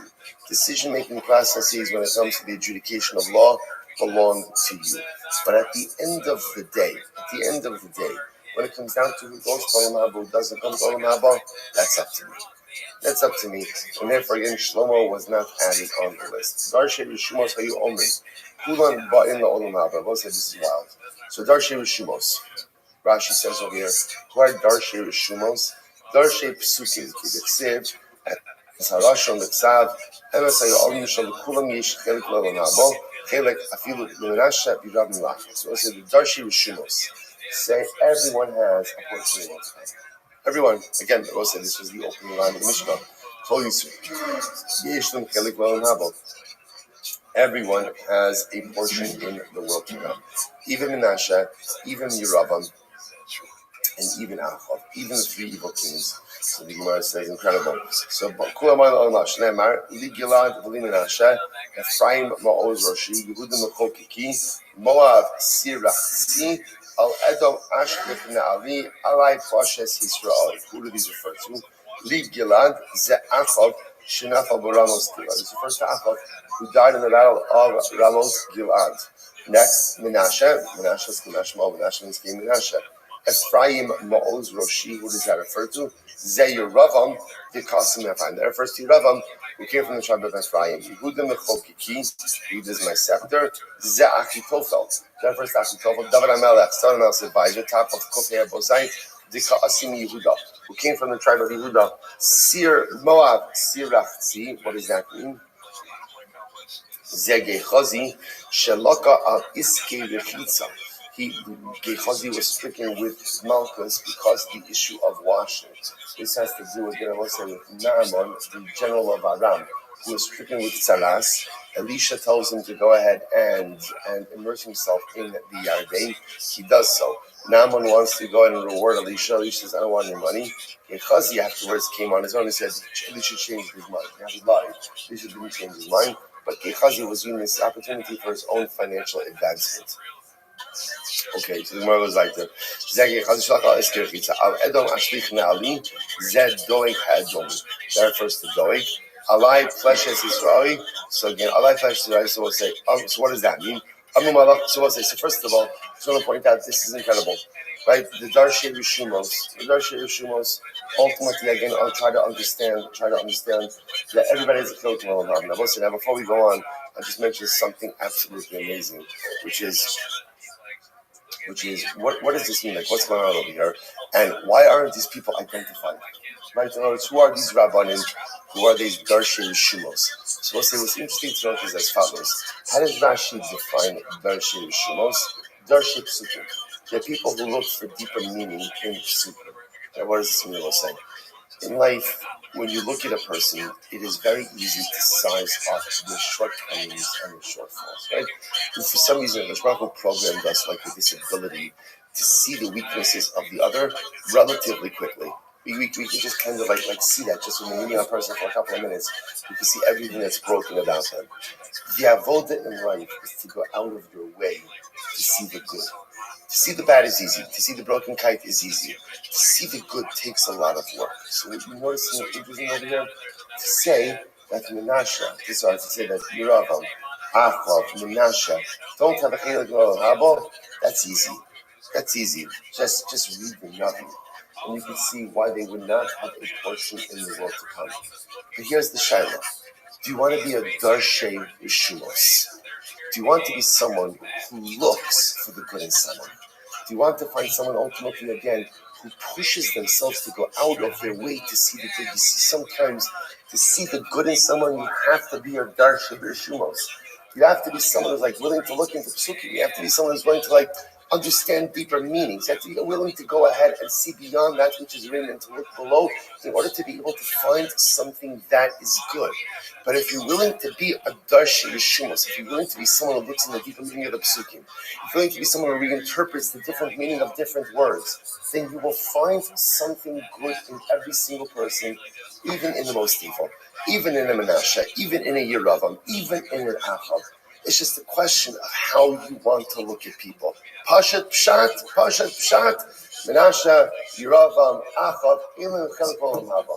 Darshei Rishumos, which means those who want to look beneath the surface and really look to try to find the good. Because we'll say, sometimes in life, if you want to see the good in someone, you have to work really hard. Because there's a lot of people who on the surface present really badly, and beneath the surface present really badly. And even a little bit beneath the initial surface still present really badly. But if you're willing to be Darshei Rishumos, dig deeper and deeper and deeper, in every yid, you'll find something beautiful. You'll find something magnificent. You just have to be willing to undertake the process. It's incredible. Gemara goes weiter. Amar Malach Yeshua Sekesh Barabon Shom Yovel David Sharages Aplishti Bechorish Espanecha Gat Ma'ata Osalo. It's incredible. So the Malach Yeshua says to Baruch Hu, if David HaMelech, right? If David HaMelech goes and it comes before you, now this is so beautiful. Now what happens? So according to these approaches, right, all of these people who we just mentioned were people who were excluded from Olam Haba according to previous Gemaras, right? Not just the three kings, but Doeg, Achitophel, all of these people now go to Olam Haba. So the Malachim said to Baruch Hu, so what's going to happen? Right? You're going to let these people into Olam Haba. And then David HaMelech is going to see these people in Olam Haba. So David HaMelech is going to see his trusted advisor Achitophel, who turned on him. Doeg Edomi, who incited Shaul to try to kill him. David is going to come to Olam Haba. He's going to walk into the base mansion of Olam Haba. And who is he going to see? He's going to see this Chavra over there. David is going to come to him and he's going to be all upset. What are you going to say to him? So this is incredible. So Ma'ata Osalo, Amar Lahem, Alai La'asosan Reim Zelozeh. So the Shpal says, don't worry about it. You know what my job is? My job is to make David HaMelech friends with Achitophel and with Doeg HaEdomi. If they meet each other in the base Medrash and Olam Haba, my job is to make them friends, make them re'im, make them friends. You want to say what an overwhelming Gemara. Essentially, because Baruch says to the Malachim, first of all, stay in your lane. So which I want to say, we begin to see over and over when it comes to Olam Haba, the Rebbe Shalom tells Anshe Nesan Nola, tells the Malachim, not your business. I got this. I got this. The Rebbe say, how incredible is this? If David runs into his former adversaries in the expansion, as Baruch says, my job is to make them friends. My job is to make them friends. Which I want to say, such an overwhelming Gemara. And maybe sometimes the ability, maybe, and I don't know, maybe it's just a function of Olam Haba, or maybe it could even happen in this world, that even adversaries, right, even Jewish adversaries, somehow, some way, can become re'im. I don't know if it can happen in this world, or maybe it's only something that happens in Olam Haba. And at the end of the day, another thing to look forward to in the afterlife is that even the most bitter of enemies, even a David and an Achitophel, a David and a Doeg, can Mir Hashem sit and occupy the same space in Olam Haba. Overwhelming. Madua Shova Ha'ama Zeh Yushalayim Yishua Nitzachas Amrav Shova Nitzchis Yeshiva Knesset Torah Navi. Those says this is Navi Yechezkel. So Navi Yechezkel is giving Moshe to Klal Yisrael. And what happens? So the Klal Yisrael gave back the good shula to the Navi. He said, I'm not a Navi. So the Navi, sorry, Zechariah. The Navi Zechariah said to them, Chazu b'tshuva. Go ahead and do tshuva. After all, avosechem shechatu heichan heim. So the Navi says to Klal Yisrael, Navi Zechariah says to Klal Yisrael, do tshuva. Because look what happened to your ancestors who didn't do tshuva. They're no longer here. So Klal Yisrael says, so Klal Yisrael says back, Amar lahem, Amru lo, univiyachem shalochatu heichan heim. So Zechariah is not exactly a good time now. Right, your ancestors who were Balei Tshuva are also dead. So our ancestors are dead, your ancestors are dead. So either way, they're dead. So why you trying to convince us of the Tshuva? So the Gemara says, Shneimar avosechem ayehim, v'anedim hala olam yichyu, amar lahem avosechem chazu v'hodu. So again, so Zechariah says your ancestors were strong enough to do Tshuva. Shneimar ach divrei b'chukei asher tzidi says Abdi Anavim Shmuel Amar Bo asar b'nei Adam v'yashuv l'fanav. Shmuel says what ended up happening was 10 people came and sat before the Navi. This was the episode described in the pasuk. Amar lahem chizru b'tshuva. So the Navi says to them, do tshuva. Amru lo, listen to this. So this is very profound exchange. So the Navi says to this group of 10 people, do tshuva. They say back to the Navi, Amru lo, Eved shemachru rabo, v'isha shegar shabayla, klum yesh lazeh al zeh klum. So it's interesting. So the Jews say back to the Navi, right? If you have an Eved who was sold by his master, or a woman who was divorced by her husband, could the master have any expectation of the Eved, or can the husband have any expectation of his wife? And those said that what they were telling the Navi was that Ribono Shalom has cast us away. He's cast us away. We've been rejected by the master. We've been rejected by the husband. So what do you want from us? I'll say it's so profound. And by the way, begin to see this. This is the theme over and over. See this throughout the Gemara. Even when Klal Yisrael was worshiping Avodah Zarah, there was still such a connection to Hashem. And you can see Klal Yisrael, at least in this exchange over here, turned away from HaKadosh Baruch Hu because they felt rejected by the Ribono Shalom. HaKadosh Baruch Hu Navi, Lechem Ar Lahem. So HaKadosh Baruch Hu says to the Navi, Eiz Sefer Krisos Imchem Asher Shlachtia, O Mimano Sheshem Acharti Eschem Lo Hein Ba'avonosechem Nimkartem, O B'Beshachem Shalcha Imchem. HaKadosh Baruch Hu says back to the Navi, ask Klal Yisrael, where's your get? Right? Where's the document of sale that says that I sold you to so? Baruch Hu says, no. Don't put this on me. I didn't reject you. You rejected me. So now what you're doing is you're projecting. You rejected me, and now you're projecting on me. God, that I rejected you. I will say such a profound, right? So much psychology here, also in like the worship of idolatry. How again, Klal Yisrael plays the role of the victim. You reject us, because I rejected you. You spent generations sinning. You rejected me, and now you feel guilty for all of that rejection. So now you're projecting on me that I rejected you. Chas v'shalom, where's the get? Where's the document of sale? I never divorced you. I never sent you away. I never sold you out. David Avdi, Nebuchadnezzar Avdi. So what does it mean when the pasuk? Well, it's interesting. The pasuk refers to David, my servant, and Nebuchadnezzar, my servant. He says, what does this mean?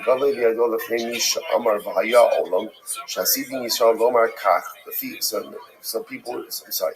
HaKadosh Baruch Hu said, Klal Yisrael would say this. Lefichach, hektim HaKadosh Baruch Hu v'karo avdo eved, v'karo avdo eved shekanu nechasim eved l'mi nechasim l'mi. So I'll say this is fascinating. It sounds strange that HaKadosh Baruch Hu calls David his servant and Nebuchadnezzar his servant. So first of all, it's saying that you always understand that when Nebuchadnezzar did, it wasn't Nebuchadnezzar, it was HaKadosh Baruch Hu. And Nebuchadnezzar was the agent. If I call Nebuchadnezzar the servant of God, then who's the master? Who's the master? HaKadosh Baruch Hu. Now what does that mean? Now when there's a servant and a master, whatever the servant acquires, the master acquires. Even when we were conquered by Nebuchadnezzar and under his domain, we were under the domain of the Eved, but we still belong to HaKadosh Baruch Hu. Gemara is highlighting this idea. Never is there a rejection by HaKadosh Baruch Hu. Even when we are conquered and subjugated by others, those others themselves are avodim to Hashem, and being a servant to the servant still means that what? I belong to the master. It was such an overwhelmingly profound and beautiful Gemara. Never are we rejected by HaKadosh Baruch Hu. We may reject God, which does happen, and as a result, sometimes there's a feeling of guilt for having rejected God. So we project onto God that He rejected us, but there's nothing further from the truth. The Ribono Shel Olam never rejects us. He loves us too much to ever reject us. He loves us too much to ever sell us out. He loves us too much to ever give up on us. Incredible. Va'ola al ruchachem haya lo si asher atem omrim miyach hagoyim v'yishmach v'sarot. So it's the sharis eats ba'even chayani nu'omar shel Elokim. V'obiyan chazaka v'bizron atuya v'bechim shchucha amlocha ve'amrab nachman kol ki ha'rischa lirsach rachmana alon l'fakinon. Let HaKadosh Baruch Hu get as angry as he wants at us, but at least redeem us. As I will say, sometimes it's almost as if like in a relationship, sometimes there's tension and you're not yelling at each other and you're not saying anything, but there's all this tension building. And what do you want more than anything? Like, let's do this. Just like get it out. Whatever it is, as ugly as it's going to be, let's just go ahead and have the negativity. Let's have the yelling, the screaming. Let's have the argument. Or whatever it is, let's just get it done so that we can immerse Hashem, move on. So it's almost whatever you've got, just bring it. Let's do this. We accept whatever the repercussions of our actions are, but then we want to be redeemed. The Yisrael Mishpat Alakav Yoranu. Amra Barakana Amra Navi Yisrael. This is beautiful. I'll say. Navi Yisrael Chazir B'Tshuva. B'Tshuva. I'll say. You know what's really amazing? At the end of the day, we think life is so complicated. It's not that complicated. It all comes down to two words: Chazru B'Tshuva. Chazru B'Tshuva. Just do tshuva. That's all. Obviously it's much simpler said than done. But just do tshuva. Just come back to me. We spend our lives running away from HaKadosh Baruch Hu and then justifying why we're really allowed to run, or why it's not really running, or why because I subscribe to this I don't have to do all these different things, and it's exhausting. We invent hashkafas, we invent ideologies, we invent life approaches, all these different things to justify running away from HaKadosh Baruch Hu and shirking up our religious responsibilities. And we get so tired, instead of just coming back home, just give ourselves over to HaKadosh Baruch Hu. Just chazar b'tshuva. That's it. I'm waiting for you. So chazar b'tshuva. So what happens? Amar lo, ein ani yecholin. This is incredible what I say. Klal Yisrael says we can't. Why? Yetzer hara sholei banu. Rabbi said this Gemara is gold. So the Navi says, Klal Yisrael, just the tshuva, just come back. Klal Yisrael said, we can't. We have a Yetzer hara. And the Yetzer hara is so powerful. The Yetzer hara is so overwhelming. So what does the Navi say? What does HaKadosh Baruch Hu say? HaKadosh Baruch Hu says, Amar lahem, Yisru Yitzveichem. So ultimately, what does HaKadosh Baruch Hu say back? Right, essentially, put on your big boy pants, not that close, right? And take control of the situation. I got it. You have Yetzer hara. I got it. Take control. So I was saying, here's what's interesting. That statement of Klal Yisrael indicates almost like a lack of control. I would come back, but I'm not in charge. There's Yetzer Hara. Ribon Shalom Shalom said, Yisru Yitzreichem, which literally means chastise your Yetzer. Take control. Take the reins of your life. Whichever say, you understand what's happening in this conversation over here? This is what we go through every single day. I'm not accomplishing anything I need to accomplish. I'm not doing things I want to do. I'm not the person yet I want to be. And if you ask me why it's not happening, why isn't it happening? Why isn't it happening? I'm going to give you a list of reasons. Right? Now, what's interesting, by the way, is what's the commonality in that entire list? Right? It has nothing to do with me. Right? It's my father never did this. My mother never did this. My spouse doesn't do this. My rabbi doesn't do this. My teacher didn't do this. I wasn't, I never got as much cookies as the other kids. All the other things, right? And there's a whole list of things that are responsible for why I am not the person I need to be. And everyone else is blamed. Everyone else has a contributing role to why I am underperforming. There's only one core person that's missing from that list. There's one person who has no responsibility for everything that has gone down, and that's me. Kodesh Baruch Hu essentially says, really? Really? This is happening in this conversation. Kodesh Baruch Hu says, get your act together. Do tshuva. Don't say tshuva is not just a Hashem L'Megan, but tshuva means the act of pulling yourself and your life together. And Klal Yisrael says, oh, you would love to do tshuva, but what do you want? Have Yetzer Hara? Have Yetzer Hara? Woe is me. Woe is me. All these problems in my life, but not me. It's not my fault. It has nothing to do with me. It's everyone else who's not pulling their weight. Therefore, I can't do my part. Because, brother, this is really, you're outsourcing your responsibility. You're outsourcing your success to everyone else. The success of your life resides with one person and one person only. And that's you. The buck of your life stops with one person and one person only. And that's you. Success in life is dependent on one person and one person only. And that is you. So rein it in. Rein it in. Take control. If you notice, by the way, Kodesh Baruch Hu doesn't say it's not a struggle. He validates the struggle. Struggle is a struggle. But I have control over whether or not I navigate, how I navigate that struggle. To which Klal Yisrael says, Anulo Elokav Yarunu. Well, Hashem, you created it, so you need to deal with it. It's interesting. Klal Yisrael says, essentially, you made the mess, you clean it up. Right? And we didn't make the Yetzer Hara. We didn't ask for the Yetzer Hara. So you created it, so because you created it, ultimately, again, you have to deal with it. So we'll say, by the way, that's how the Gemara ends. That's how it ends. So by the way, so the Klal Yisrael do tshuva or not? Klal Yisrael do tshuva or not? No. Well, how do we know they didn't do tshuva? Because the conversation goes back. It's a circular conversation. Because Klal Yisrael once again says, well, God, it's your problem, not my problem. You created the Yetzer Hara. You did this, so you cleaned it up. And I will say, tshuva never happens. Because when I failed to take responsibility for myself, we're so scared of taking responsibility. Because what happens when you take responsibility? We all know. What happens if I take responsibility? If I take responsibility, then I have to look in the mirror and I have to recognize that almost all of the failures in my life are mine. They're my failures. And that hurts. And that's difficult. And that's painful. And most of us do not want to deal with that pain. So instead, we spend a lifetime running from responsibility and attributing fault to anyone and everyone else around us. And so we never take responsibility. Can't do tshuva. And instead, if we just found the courage just to say, okay, I own it. It's me. Yeah, almost every single thing that's going wrong in life is me. I own it. But here's the good news. Once you overcome that pain and that feeling of almost like debilitating shock of responsibility for things that haven't gone right, you can realize something amazing. And like Rabbi Nachman says, if you believe that you have the ability to break it, then you have the ability to fix it. The reins are then mine. And once the reins are mine, there's no telling what I can accomplish. I could become a Baal Shura. I could fix my life. I could do what I need to do. But the tragedy is the conversation ends off the same way it's ended off for the last 2,000 years. Moshe, it's your problem. It's always someone else's problem. But if it's someone else's problem, chances are it's never going to get fixed. If you find the courage to own it, then we can become true Bala Tshuva. Arba Hedyotos, who are the four Hedyotos who never have Olam Haba? Bilam, Doeg, Achitofel, Gechazi. So Bilam, below Am. So what's this interesting Gemara about Bilam over here? What's his name? Bilam. So Bilam means below Am, without a nation. Davar Acher, Bilam Shebala Am. Literally, again, he brought down a nation. That's actually, we're going to see that's a reference to the fact that even though Bilam was unable to curse us, he's going to give Balak the idea about the immorality with the Midianite women. Ben Ba'ar, Sheba al Be'ir. Why is it called Ben Ba'ar? Because he had relations with his donkey. We'll come back to that in just a bit.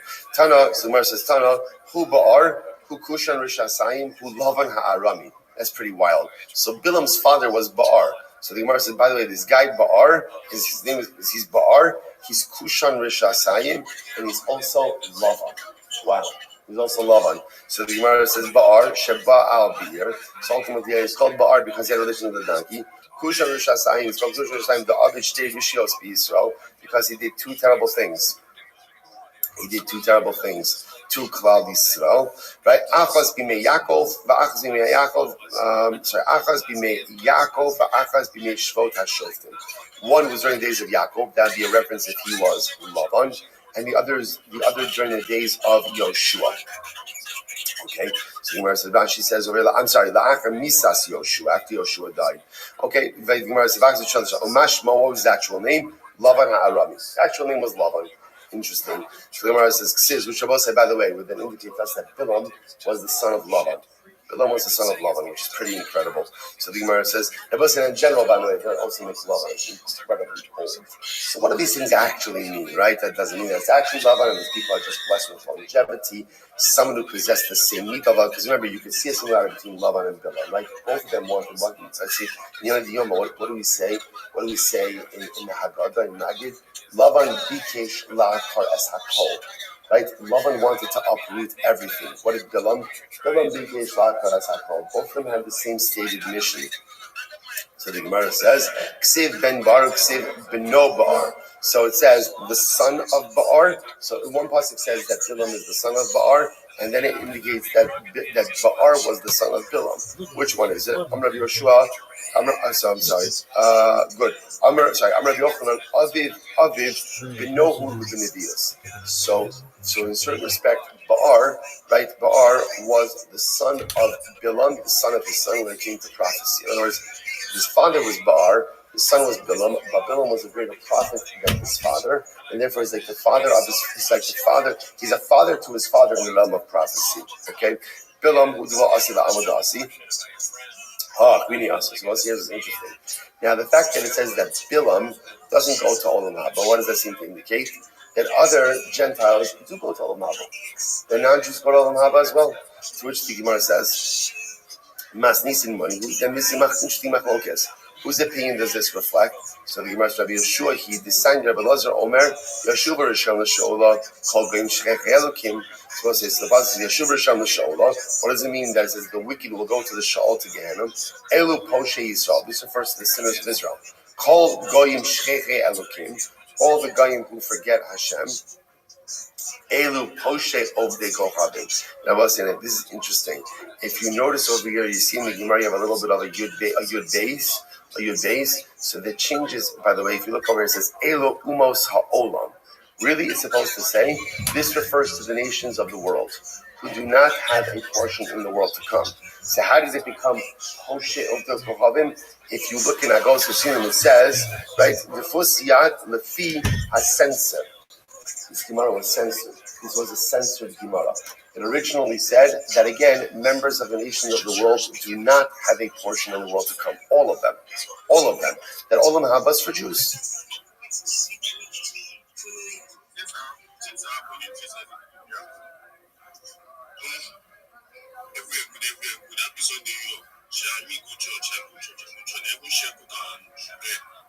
I'm just coming back now. I see the job passion. So I just my charisma go to the thing also. Little number my boss I see tomorrow you will agree to Ugichi. How you did? Let me meet my car. When I see the thing my agency, me make it my mind. They don't come to me. Why they come like they come and I want to come with it. And I say, it may contract you. Hey guys,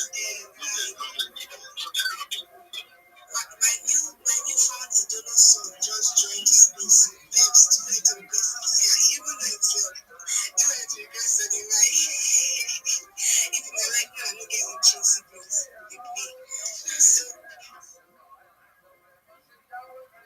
mean? No, what do you mean? Say the pack signals. If you reach your turn, no pack. You go beg liar.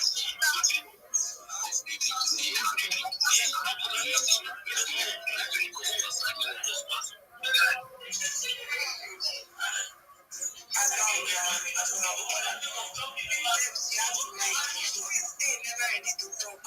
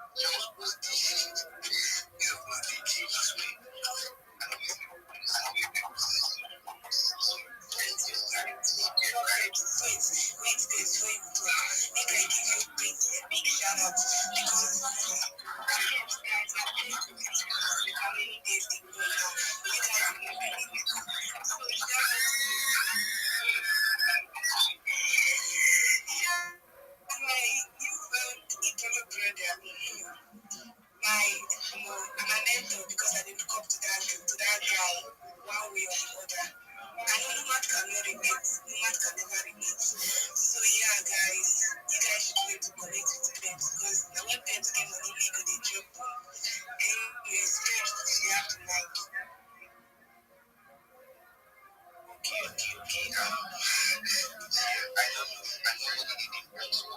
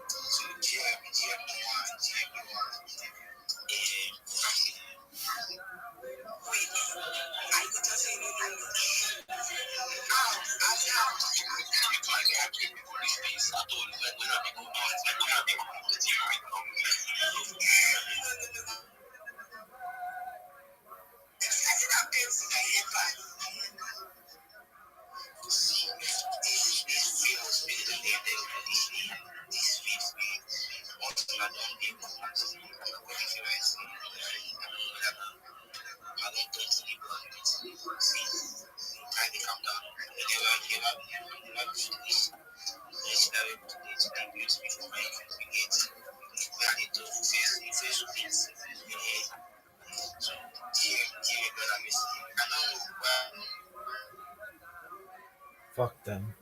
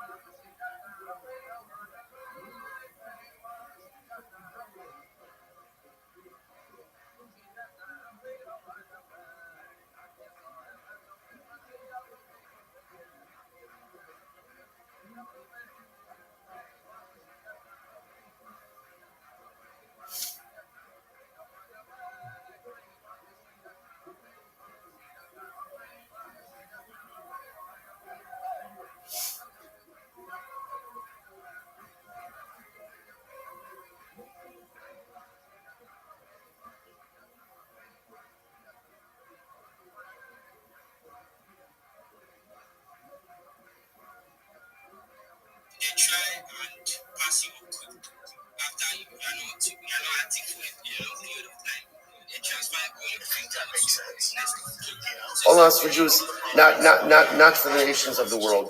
The censors changed it ultimately again to say the sinners of the nations of the world don't go to Olam, but everyone else does. The Rabbi Lazar, I'm Rabbi Yoshua, one second, called Bechol Goyim, Lo Ne'emar Elo Goyim Shreich Elokim El Yashuv Rishon L'Shola. Who does that refer to? Maninu. man ninu kol goyim shcheichei elokim. Shabbos say, which you see here is something very fascinating. Eternal machlokas. Do the nations of the world go to Olam Haba or not? So one opinion says yes. Only those who forget Hashem amongst nations of the world don't go to Olam Haba. And other opinion says no, Olam Haba is only for Jews, not for the Umos Olam. Fundamental machlokas. Okay. Ba'af osa Russia nasan sinim me'atzmo. Even Bilam himself, obviously, our Mishnah clearly subscribes to the idea that the nations, righteous Gentiles, do go to Olam Haba. Right? Because again, otherwise, why are you excluding Bilam from Olam Haba? So our Mishnah clearly sides with the idea that Allah and righteous Gentiles absolutely well, my friend, how are you? I'm done with this. I don't think it's I know, I saw it. I responded to you. Did you read my message?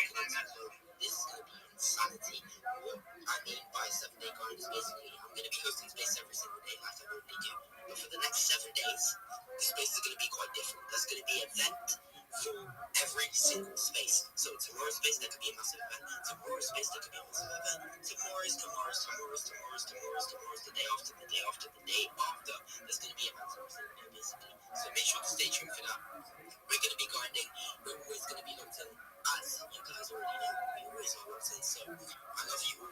You're fucking grinders. Make sure you max engagement to my tweets up on the channel before I leave.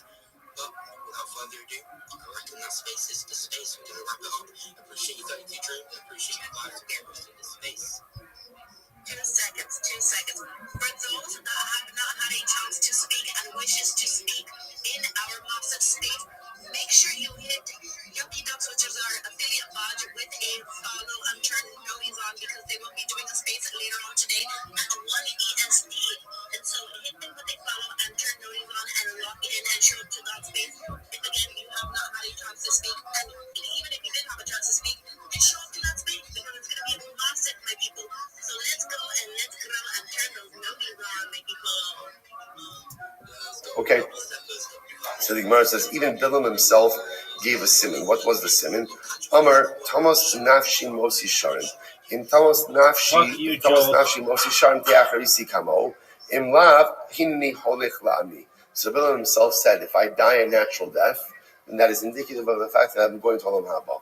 If I die an unnatural death, it seems to indicate that I'm not going to Olam Haba. And of course, Bilam didn't die a natural death; he was killed. So in the case he didn't go to Olam Haba. So remember again, let's go back to the Bilam story. So the elders of Moab and Midian come to try to recruit Bilam. Tana, Midian and Moab v'hayalam shalom e'olam. This is incredible. The nations of Midian and Moab did not get along at all. So much l'shnei kalavim shayos so here they're collaborating. So what's going on over here? It's incredible. It's comparable to two dogs, right? Who really did not get along, right? Always a lot of animosity. So what happens? A wolf attacked one of the dogs.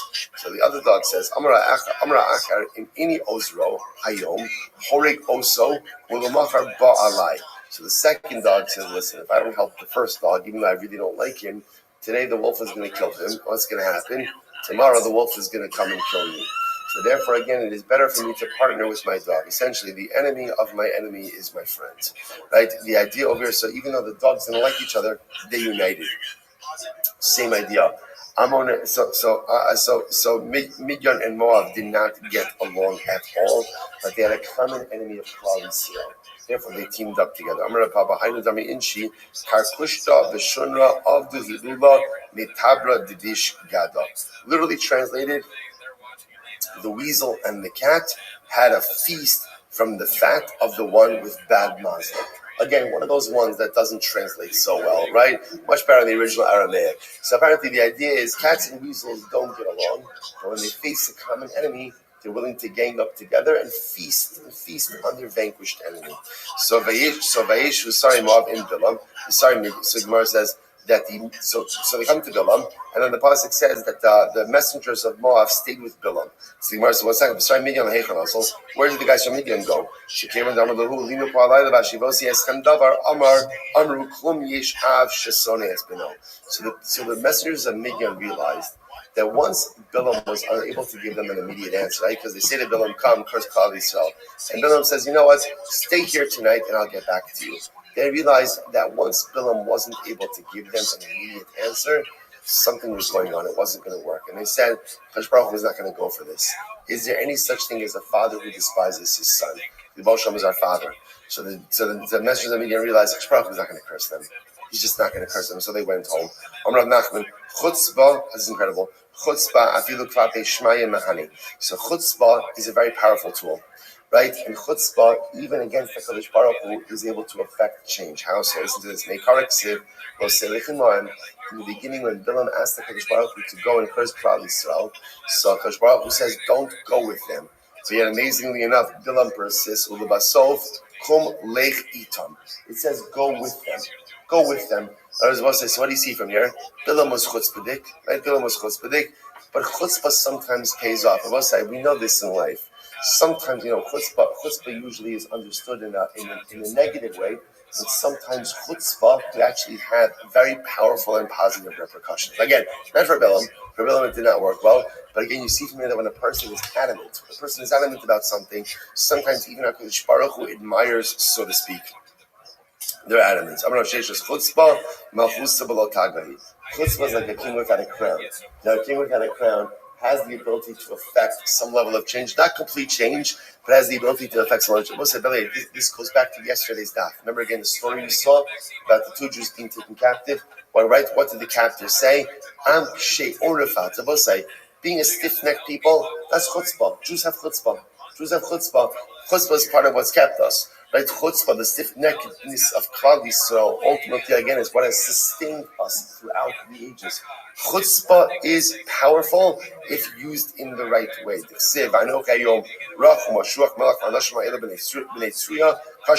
Rabbi Yochanan. Bilam was crippled in one of his legs. He limped. Shimshon b'shtei raglo. Shimon was crippled in both of his legs. Shneimar shvifon alei orach hanoshech ikvesus. Bilam subachas me'inav haya. Bilam was blind in one eye. Shneimar shesum ha'ayim. Good. Kosein ba'amasai. Furthermore, interestingly enough, he did sorcery with his makom milah. All right. I don't know. All right, so Gemara says, it says over here, no felt the heck. Yeah, okay. No felt the galoi einayim, uksiv hasam b'hinei hama no felt alamita. So lashon of no felt has like a connotation of intimacy. So you see from here that again, his sorcery was done with the makamila. Itmar. Marzutra Amar Kosein ba'amasahaya. Marzutra said that again he did sorcery again with his makamila. Marbid Ravina Amar Sheba al Asono. Obviously, know what it means is he engaged in immorality with his donkey. Right? The Gemara says. So good. So the Gemara says that he did sorcery again with his amos. So that we just saw before. Mandamar Bala Asono. How did that have a relation with his donkey? Ksiv hacha kara shachav, uksiv hasam bein ragla on the days kara nafal shachav. So also use the same lashon over here of kara, right? Literally crouching over. That's the same lashon that's used by Sisra and Yael, where according to the Medrash, she had relations with him. By Yodea das Elyon, and ultimately again, so Bilam knew the das of HaKadosh Baruch Hu. Hashda das b'hemto lo havayada.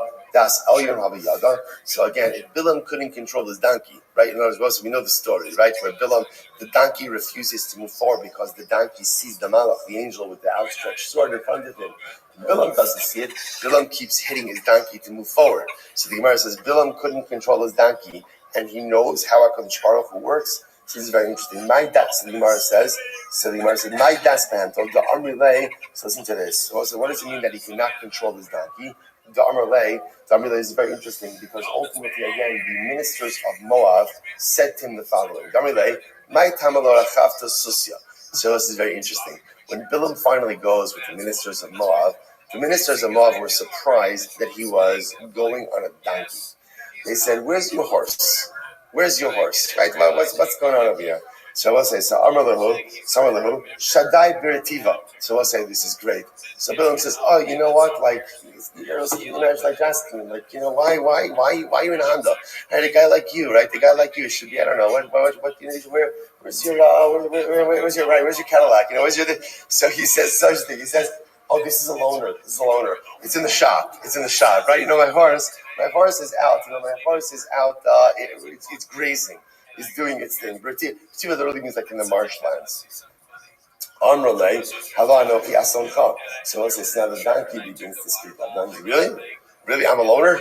I'm your donkey. So, Bilam says, yeah, you're my donkey. But Latina Ba'alma. I don't really ride on you. I just use you to go ahead and transport stuff. You're like my transport. You're my hitch. You're my U-Haul hitch that I usually go ahead and put on my luxury vehicle. Right? My horse. I would never chas v'sholom be caught dead on a donkey like this. So the donkey says, really? Asher achavta alai. What are you talking about? You use me all the time. You ride on me all the time. Bilam says, no. Akrai ba'alma. No, that's not true. Sometimes I ride on you again when my primary form of transportation is in the shop. The old chadayom is that. That's what I'm talking about. You've been riding on me again for forever. For the old, ella shani oselacham ma'seishus balayla. Okay, all right. And furthermore, again, the donkey says, right, literally again, donkey says, I provide many services for you, right? Transportation and other. Right, so by the way, what's fascinating about this is you almost see it's interesting. Like the donkey is like saying to Bilam, at least the dia makir tov. At least you're such a manovel, right? You're such a base and disgusting guy, right? What you do to me and with me. At least recognize the role that I play in your life, right? You want to be a degenerate. You are a degenerate. Don't be an ingrate and a degenerate. Right? It's incredible. So the Gemara says, "Ksiv hacha haskin iskandi ksiv hasavatila sefenes ela ma'vi odei dasal." It's obviously again, Bilam as the guy's arguing with his donkey. So what does it mean that he knew Hakadosh Baruch Hu? So the Gemara says, "Shayodea lechavein osa shah Hakadosh Baruch Hu koyischa." What Bilam knew was the exact moment that Hakadosh Baruch Hu gets angry at. In other words, the Rebbe Shalom gets angry for just one moment a day. Bilam knew that exact moment.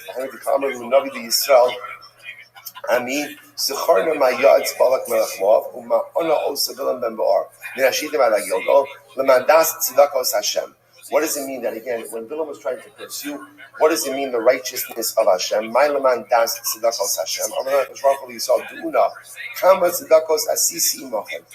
when Bilam was trying to pursue, how much tzedakah I did with you? How so?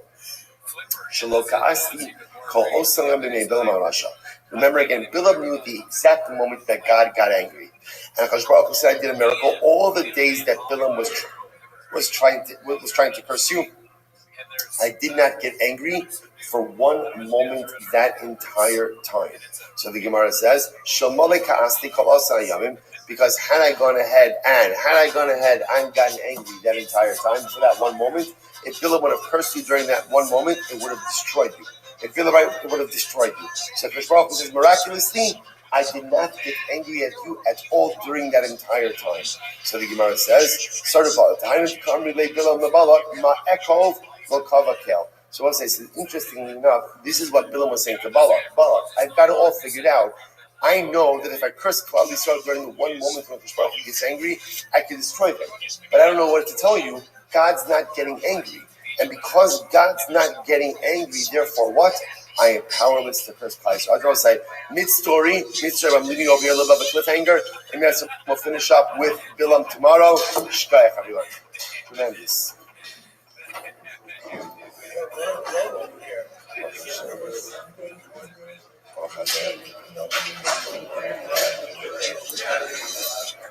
Incredible. Sound effects. Dolphins are cool, man. I don't think they fuck people like they. I like dolphins. I think dolphins are chill. If I could swim, I can swim. Look, I can swim. Don't think I can't swim. I can swim. If I can swim really good, would swim at all. Like I'd swim out in the ocean and swim. All right, we'll say good morning. Good morning. And let us begin by thanking all of our sponsors for this morning share. To thank Baruch Hashem, our top sponsor for Touching Pair 5785. You tell some mishpacha, a little bit of a different sponsorship this morning. Achali Tilson wishing a big mazel tov to his dear friend Benjamin Wall on the marriage of Benjamin's dear son Tuvia to Shira, a beautiful couple.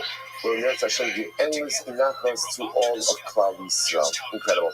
Our Talmud Torah sponsors for the month of Nisan. Thank you to those. Baruch Hashem who answered the call on WhatsApp yesterday. Thank you, Paul and Kathy Pollack, in celebration of the Nisan birthdays of his wife Kathy and his granddaughter Tikva Esther Pollack of West Orange, New Jersey. Mazel Tov, Meretz Hashem, continued celebrations in the month of Nisan. An anonymous Talmud Torah sponsor for the month of Nisan, in the schos of Simchas for all of our children, and for Nisan to be the month of Geula Shtema for Klal Yisrael. Amen. And our week of learning, Paul and Kathy Pollack, celebration of the yard site of Paul's father Shmuel ben Zechariah, great grandmother Cyril Bas Rabdov. Over the Shamish Aliyah. That's only sponsors for today, Saeed and Sina Hakin, in honor of the Chasana of Yeshaya Learner, to Leah Hannah Ehrenfeld in Mazel Tov, to Ariane Shoshana, and continued nachas from the entire mishpacha. And Mazel Tov, we always Mazel Tov to Rabbi today, Baruch Hashem, B'Shat Tov, B'Shat to walk your son down to the chuppah, and Meretz Hashem see and build the binyan at the home for the Kedusha with Mazel Bracha. Amen. Mazel Tov, Mazel Tov. Roseanne, of course, is always we dedicate our learning in this course. We want Hashem should bring home all of our hostages. Our holy soldiers should be successful. And indeed, the month of Nisan should be a geula, and Meretz Hashem, a personal geula, a national geula, and Meretz Hashem, B'Karov.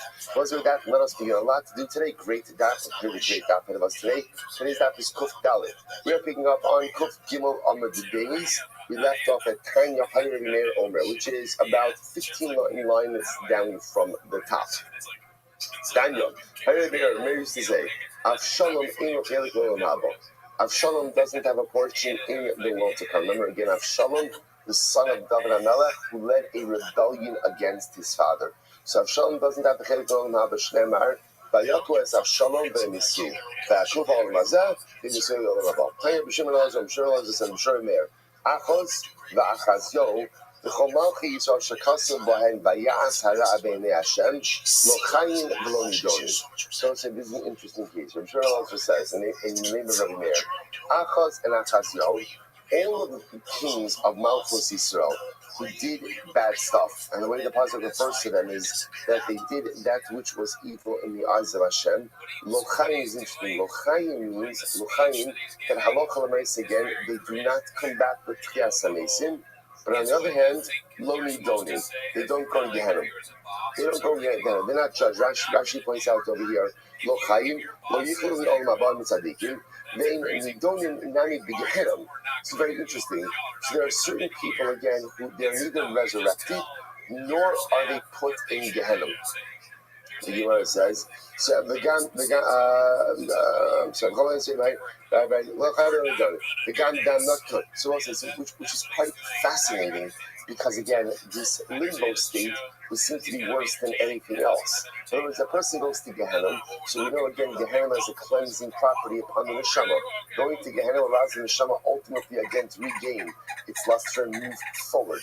The ability to go ahead and go to Gehenna prevents the neshama from progressing, which seems to be the worst ownage of all.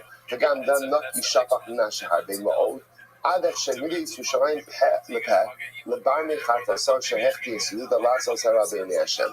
in addition to all of the Avodah Zarah that Menashe introduced, apparently there was also a tremendous amount of blood that was shed, to the point that Yerushalayim was filled with blood from one end to the other. So the Gemara says, so the Gemara tries to understand what exactly is it that Menashe did. We say that Menashe spilled all of this blood. What does it mean? Is that literal? Spilled all this? What does it mean? To which the Gemara says, some say it means that he killed Yeshaya Hanavi. Incredible. That was one person because it was Yishayah, it's considered as if he filled up Yerushalayim from one end to the other with blood. The Na'arava Amri in Eretz Yisrael, they said, Sha'asat Selem Masui Elef B'nei Adam. That literally, it's interesting, said, so Menashe made an Avodah Zarah, and the idol itself was so big that it required 1,000 people to lift it. And every day it would kill all of them. So apparently there was this idol that he commanded 1,000 people to lift up, but the weight of the idol was too much and it would come crashing down upon those who went ahead and carried it. So he killed 1,000 people every day. So there's a tremendous metaphor in that statement. You know, there are the difference between, if you think about this, right? So there was the Avodah Zarah that was too heavy to carry, and it crushed everyone who carried it. Compare that with what the Gemara says about the Aron, right? That the Kohanim who went ahead and carried the Aron, what does the Gemara say? Ha'aron no se'es nos ab. The Aron carried those who carried it. When you put your kohos into the right things, when you put your energies into the right things, those things lift you up. You put your koach into Torah, you put your koach into Avodas Hashem, you put your koach into Eretz Yisrael, those things lift you up. You put your energies, your strengths, and your time into the wrong thing, and those things will crush you. Right? Those things will bury you. Those things will bless you. Those things will finish you. Tremendous yisod. What we put our koach into, depends whether or not that very thing, that very entity, that very initiative will lift me or bury me. The Gemara goes right there. Kiman oz lahad amar barakano. Shkula neshama shel tzaddik echad kineged kol ha'olam kulo. Beautiful Gemara. That literally the neshama of the tzaddik, the neshama is as worthy or corresponds to the neshamas of an entire generation. Who is that? Kiman gami Yishaya harag. This reflects the view that Menashe killed Yishaya. That although Menashe quote unquote only killed one person, right? But Lamaisa, again, the pasuk reckons it as if he filled Yerushalayim with blood from one end to the other. So the Gemara says, Sid, Pasel, Uksid, Psilin. So as each step by Menashe, it says he built an idol, singular, and then it says he built idols, plural. So which one is it? I'm Rabbi Yochanan. The Tchila Asalo Pirsat Echad is incredible. In the beginning, Menashe made an idol with one face. One face. Ulebasov Asalo Arba'a Pirsufin Kidei Shetira Shechina B'Tichos. At the end, he ended up making an idol with 4 different faces. Why 4 different faces? As we'll see in just a moment, he positioned it in the Beis HaMikdash, and he wanted it to be that Lemaisa, wherever, right? Kiviyachol, Baruch Hu, the Shechina would see the idol wherever it was. So can you imagine like that level of chutzpah? He wanted to make sure that the Rebbe Moshe saw the pastor, Moshe saw the idol. Incredible. So the Gemara goes back to Achaz ha'amidu ba'aliyah. So Achaz went ahead and put his idol in the upper story of the Beis HaMikdash. Okay?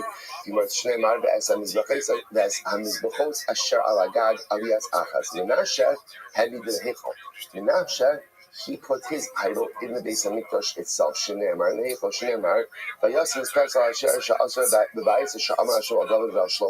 Bayis said,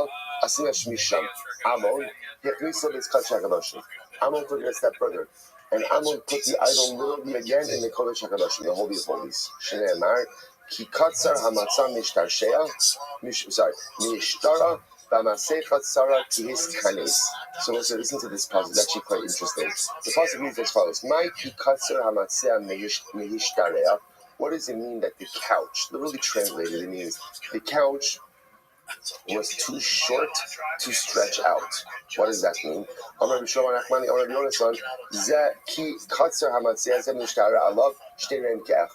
The couch, the Beis HaMikdash, was too small for 2 people to lay on together, which means it's a reference to HaKadosh Baruch Hu and Avodah Zarah. Right? Like overwhelming. That the Beis HaMikdash can't contain both the Shechina and Avodah Zarah. And therefore the Rebbe Shalom essentially said, like, this town's not big enough for the 2 of us. If you're going to put Avodah Zarah in the Beis HaMikdash, I'm out. I'm going to say first to the widest lines. What does it mean that the cover itself was too narrow? So the Gemara says, Rabbi Yochanan would come to this pasuk, he would cry. He would say, Misha Kasubo, Konis Karnid Mehayom, Taselo Maseh Chatzara. So he, about he who it says, about the Moshe who it says, that literally again he commands the seas. He commands the seas he has to contend with an idol to share the cover. As they'll say, sometimes you have to share a cover, and the cover's too small for two people. Who says the cover's too small for both of us? Can't cover me and the Avodah Zarah. So Yochanan says, really, the Ribono Shel Olam has to fight for cover. Who has to fight for cover with an Avodah Zarah? He would cry. So the Gemara goes weiter. Achaz bitla savoda, the Chasam and Satorah. So Asam went ahead. King Achaz went ahead, and he stopped the Avodah in the Beis Hamikdash, and he also literally again truncated the study of Torah. Shinemar Sur Tuuda Chasum Torah Blondai. Menashe Kaderes has Karos. Menashe went ahead and scratched out, literally again, scratched out the names of HaKadosh Baruch Hu from the Torah. Baharas Hamizbeach. And he went ahead and he destroyed the Mizbeach. The Gemara said, Amon, Sarach has the Torah, V'hela Shemamis al Gabi Mizbeach. Amon went ahead and burnt the Torah and created cobwebs, literally caused cobwebs to form in the Mizbeach, which represents again inaction. Inaction. Achaz Hitres Ha'erva. This is incredible. Achaz permitted immoral relationships. Menashe Ba'al Achoso. Menashe had relations with his sister. Amon Ba'al Imo. Amon unfortunately engaged in active incest with his mother. Shneimar Ki Hu Amon Harbe Ashmo. Rabbi Yochanan said, by the way, just to understand, this is the natural progression of things. The moment that the Ribono Shel Olam is no longer your guiding force, right? And the moment that a person is not anchored in a system of real religious development, immorality and idolatry is there. Remember, we said this many times. What's idolatry? Idolatry is when you make God in your own image. You decide what you want, and you create a system around that. The moment that occurs, by definition, immorality is soon to follow.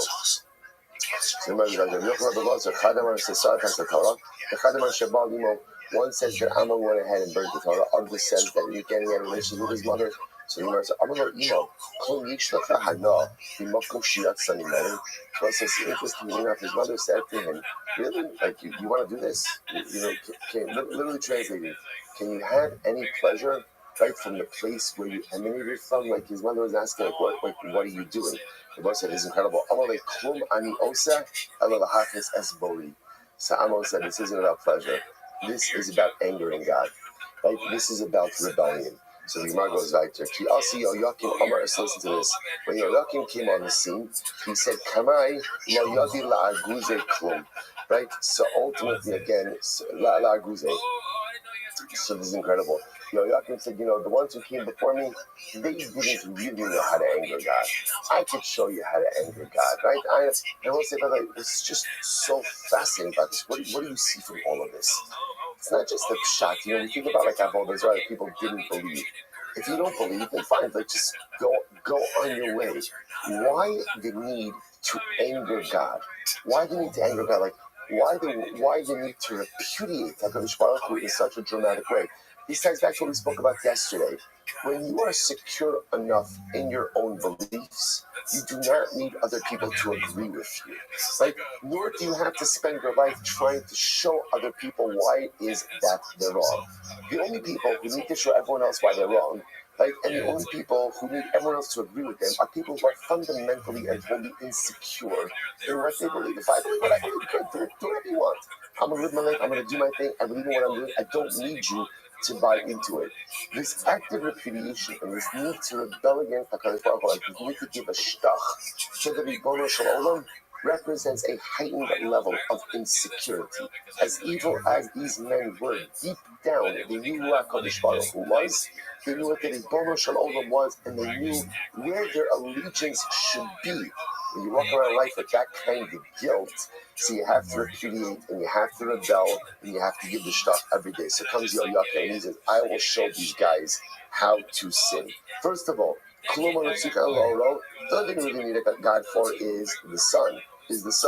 We don't even need it for the sun. God can take us back his son. We have this type of gold, this parvayim gold, which apparently was very shiny and luminescent. So we said we can light the world through that. Only one problem, they said to Yoakim, even the gold and silver belongs to God. Everything belongs to HaKadosh Baruch Hu. No. You said no. He already gave the gold and silver to us.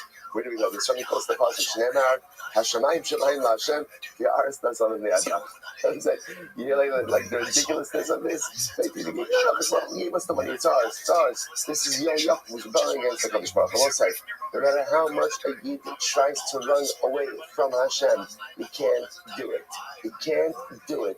There is this inevitable pull between man and God that always pulls man back to his source. Sometimes we go back easier, sometimes we go back faster, but we always return back. Incredible. Amalei Rabbi Mari, Manu Es Yoyakim. So I'll say, if Yoyakim was such a bad guy, why is he not included in the list of kings who don't have a portion in the world to come? Like the Mishnah only lists 3 kings.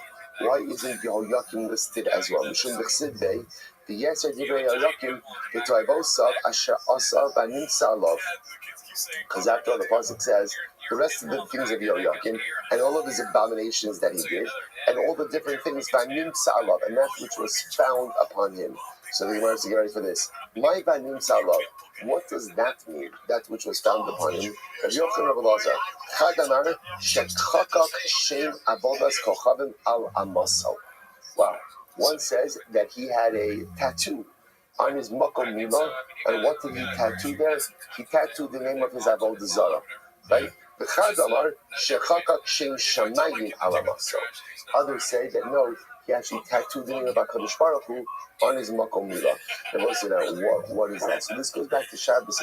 Remember again, Gemara spoke about Nevat, right? And the Gemara spoke about Achitophel, and other people who had these visions of fire coming out of the makom mila.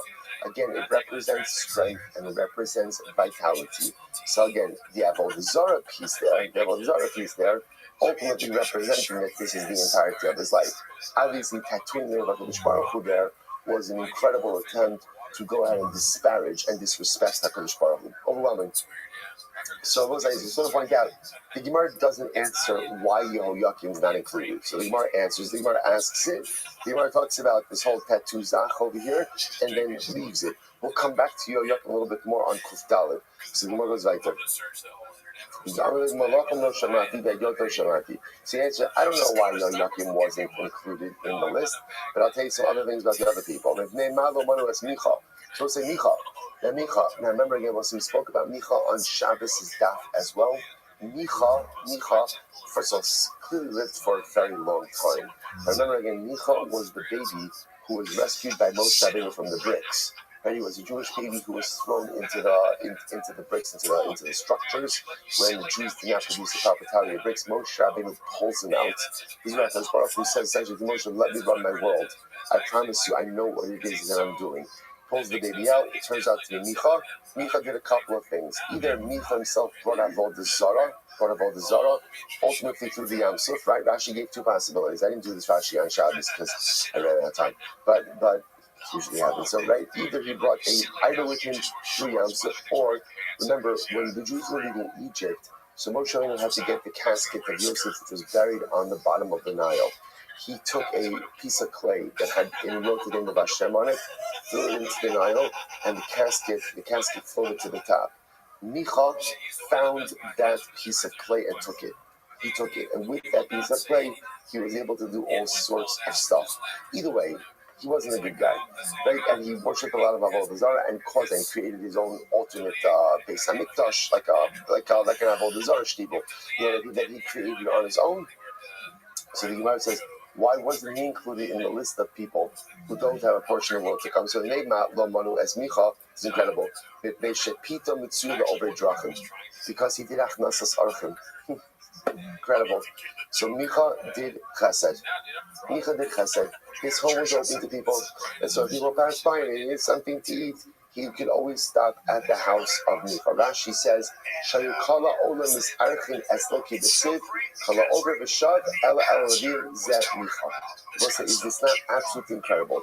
Micha worshipped avodah zarah, introduced avodah zarah, did a ton of terrible things, but at the end of the day, he was machnis archim. Whenever someone was in need, someone needed bread, his home was always open. Shneimar kol or b'shav alodim. V'ara b'yom tzara v'hika b'yam galim. Amar Yochanan zeh pistol shal Micha. Tayim Minas Yomer migrav l'shilo. Give me listen to this. Now Grav was the place where Micha set up his temple, right? And so from Grav to Shiloh, where the Mishkan was 3 mil, not far. The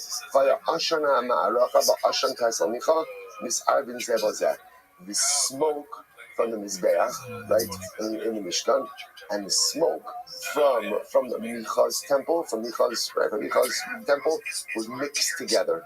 The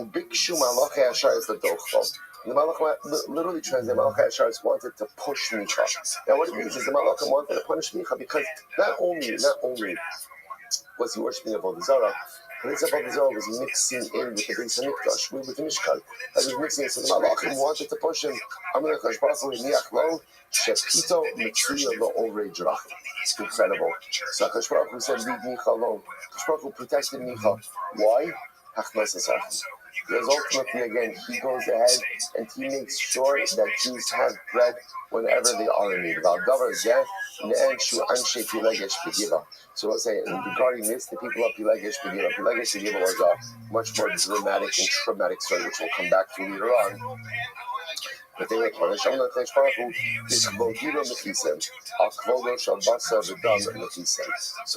people of Pilegesh Begiva, so again, Micha's temple was there. As Baruch Hu said, when Micha's temple was, when there was Avodah Zarah, he never stuck up for me. But yet, again, when there was an affront to the dignity of one of your own, then suddenly went to battle. Again, we'll come back to that story a little bit later, Hashem. But I will say that how overwhelming is this? That what was protected Micha? Chesed. You see this theme over and over and over. That Ribono Shel Olam could forgive any sin. He really can. Even Avodah Zarah, he could forgive. As long as we are good to each other, as long as we are Rodfei Shalom, as long as we love one another, as long as our homes are open to each other, as long as we take care of each other, as long as that midah is present within Klal Yisrael, then the Ribono Shel Olam could find in his heart to forgive almost any infraction. Incredible. Rabbi Yochanan Mishor Yosef in Kisma, Gedola Lekima, She'erchisa Shtei Mishpachos MiYisrael. Shneimar al Dvar Shelo Kidmu Eskem B'Lechem Mayim. See over here, both say Legima literally means like tasting. What it means over here in this context is you see how great Hachnasas Archim is. Chesed is. Right? Chesed is why? Because in the schus, ultimately again, of two families in Klal Yisrael who did not offer food to, two families who did not offer food to Klal Yisrael, they were distanced. Who is it a reference to? Ammon and Moab. Ammon and Moab, right? Ammon and Moab did not offer us food and drink during our time in the desert. And therefore, again, Shlokidmu, Yisrael B'Lechem, Rashi says, so therefore, again, they're not allowed to come into Klal Yisrael. Rabbi Yochanan Didei Amar, Rachakes Esakro. It's incredible. Let's listen to this statement. Rabbi Yochanan said like this. In general, Hachnasas Archim, right? Hospitality, being there for each other. Merachakes Esakrovim, it goes there and it distances the ones who are close, right? So in other words, failure to do so, failure to open your home to the other, Merachakes Esakrovim, distances the ones who are close. Mikareves Esarachokim, brings close the ones who are far. Ma'alemes Einayim Min Hashem, causes Hashem to look away from the wicked. Umashre Shechina al Nevi Abal, and ultimately again causes prophecy to come upon even false prophets, like prophets of Baal. So you want to say V'shigagaso Ola Zadon, and failure to do chesed for the other, even accidentally, is treated by HaKadosh Baruch Hu as an intentional avera. Okay, so let's analyze each of these statements. Number one, what does it mean that ultimately it distances those who are close? So it was the top of Kuf Daled 104a, May Ammon and Moab. So Ammon and Moab both say you are our cousins. They are cousins, but yet they are distanced from us. They're not allowed to come into Klal Yisrael. Why? Because they failed to exhibit proper chesed towards us. When we were in the desert, traveling in the desert, they did not offer us bread and water. Next, in the Kareves. as Harachokim, it brings close. So we'll say, so the first part is failure to do Achlas Arkham. It's not the Achlas Arkham, it's just human kindness. It's not about inviting someone into your house. Right? We weren't asking to do like a Shabbaton and Amon and Moab. It's just you see your mishpacha traveling, you don't offer them bread and water. You don't know how to exhibit basic human decency. So that's merachakes esakrovim. Failure to exhibit human decency pushes away those who are close. Amon and Moab are close, pushes them away. Next, if you do so, mikareves esarachokim, it brings close those who are far. So you mentioned Yisro. This is Yisro. So beautiful. Dam Rabbi Yochanan, Tischar Koroim Lo V'Yochal Lechem. So I say after Moshe Rabbeinu defended Sipporah, right, and her sisters by the well, so they come back and they tell Yisro, Ish Irvi Hitzilanu, right, Ish Mitzvah, sorry. They said there was an Egyptian man, sorry, referring to Moshe, the Egyptian man that saved us by the well. So what does Yisro say? Yisro says, Koroim Lo V'Yochal Lechem, bring him home. Call him here and let him eat bread with us. So because Yisro invited Moshe to eat bread, Yisro had grandchildren who served as members of the Sanhedrin. Shneimar, Umishpachos Sofim Yoshvei Yadis, Tartayim Shamatim, Sofsim, Hema Hakim Habon Matmas Ali Beis Avrach Abusivasam, Ubnei Kini, Chosim Moshe Olu Meir Hatmarim Espnei Yehuda, Midbar Yehuda Shalaneged Arach, V'Yelech V'Yashav As-Ha'an. So what's this? So the point over here is you see the Canaan. The Canaan were people who ended up sitting in the Lishkas Hagazis Sanhedrin, who are the Canaan, descendants of Yisro. So the Gemara attributes the fact that Yisro had descendants who sat in the Sanhedrin to what? To the fact that he invited Moshe Rabbeinu to join him for bread. Incredible.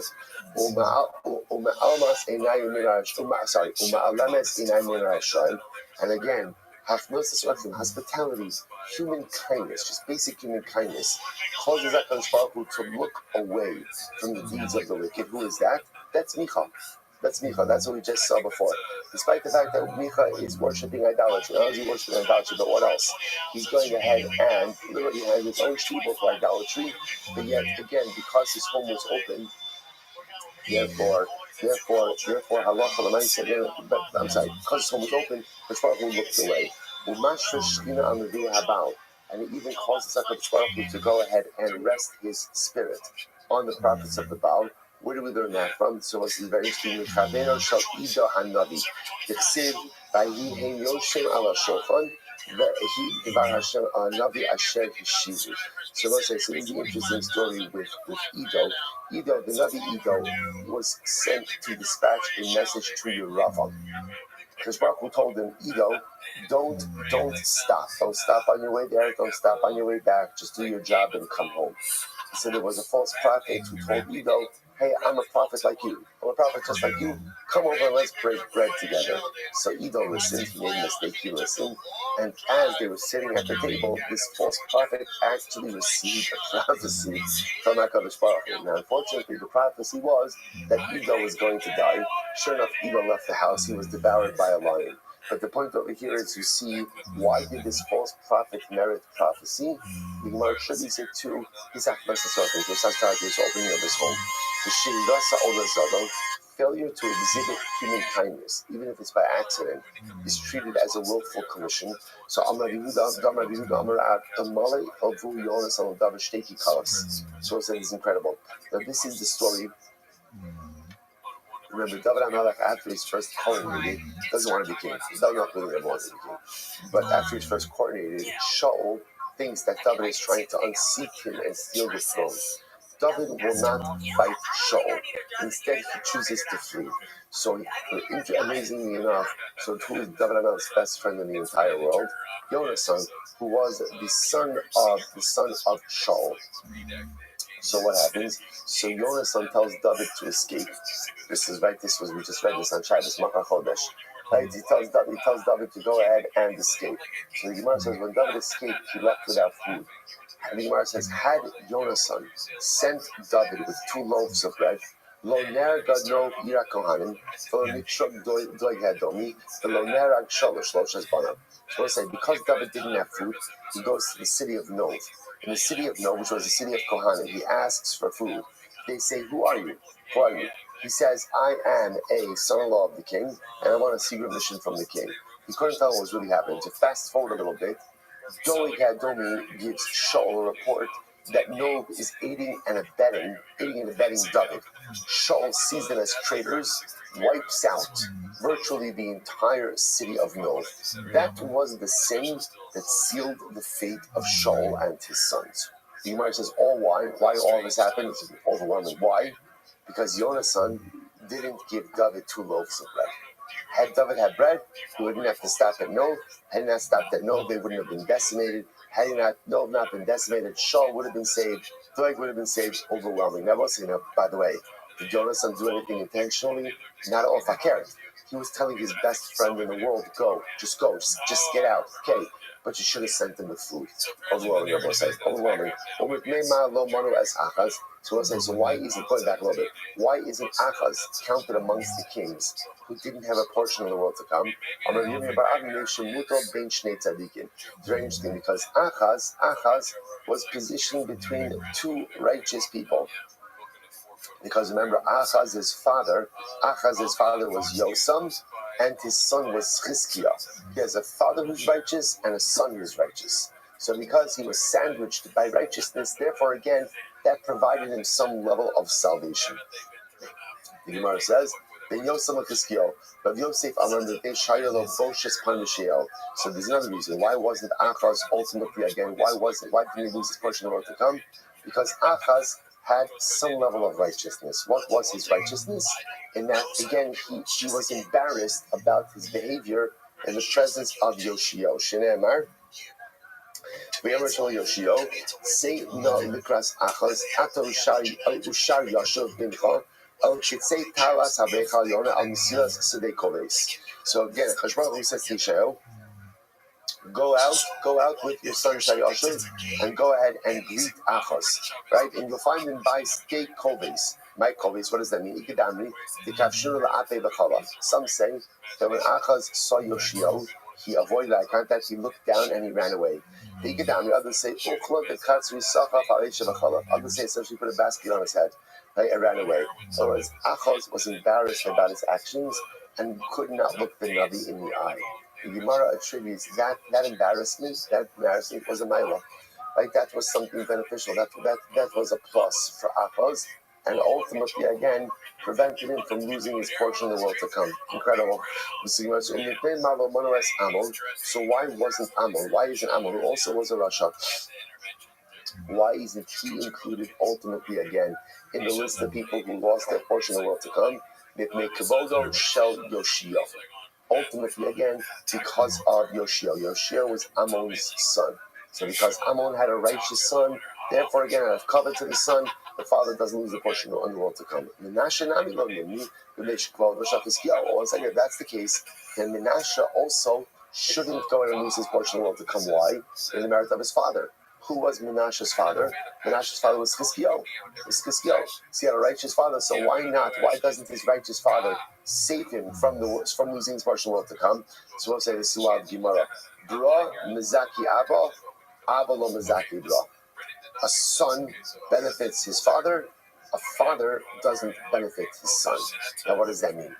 The actions of a son have the ability to go ahead and help the father, right? But the actions of a father don't have the ability to help the son. Now, what is the so the Maharshal explains this in a very simple way. The only reason a son exists is why? Because of his father. So therefore, by definition, the actions of the son, by definition, help the father. On the other hand, the father exists with or without his son. And therefore, Allah said the actions of the father cannot help his son at all. An incredible idea. So ultimately, again, a son could benefit his father. That's why, again, these righteous sons have the ability to provide salvation ultimately, again, for their father. But Abba lo mizaki bra.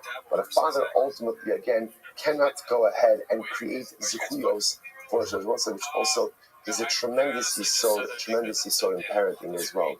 That as a parent, right, we can go ahead and we can give our children hopefully give them anything and everything. I don't mean materially, I'm talking more spiritually. But at the end of the day, our children have to make a choice about what they want to do, right? You can be the best father in the world. You can give your son anything and everything he needs to be successful.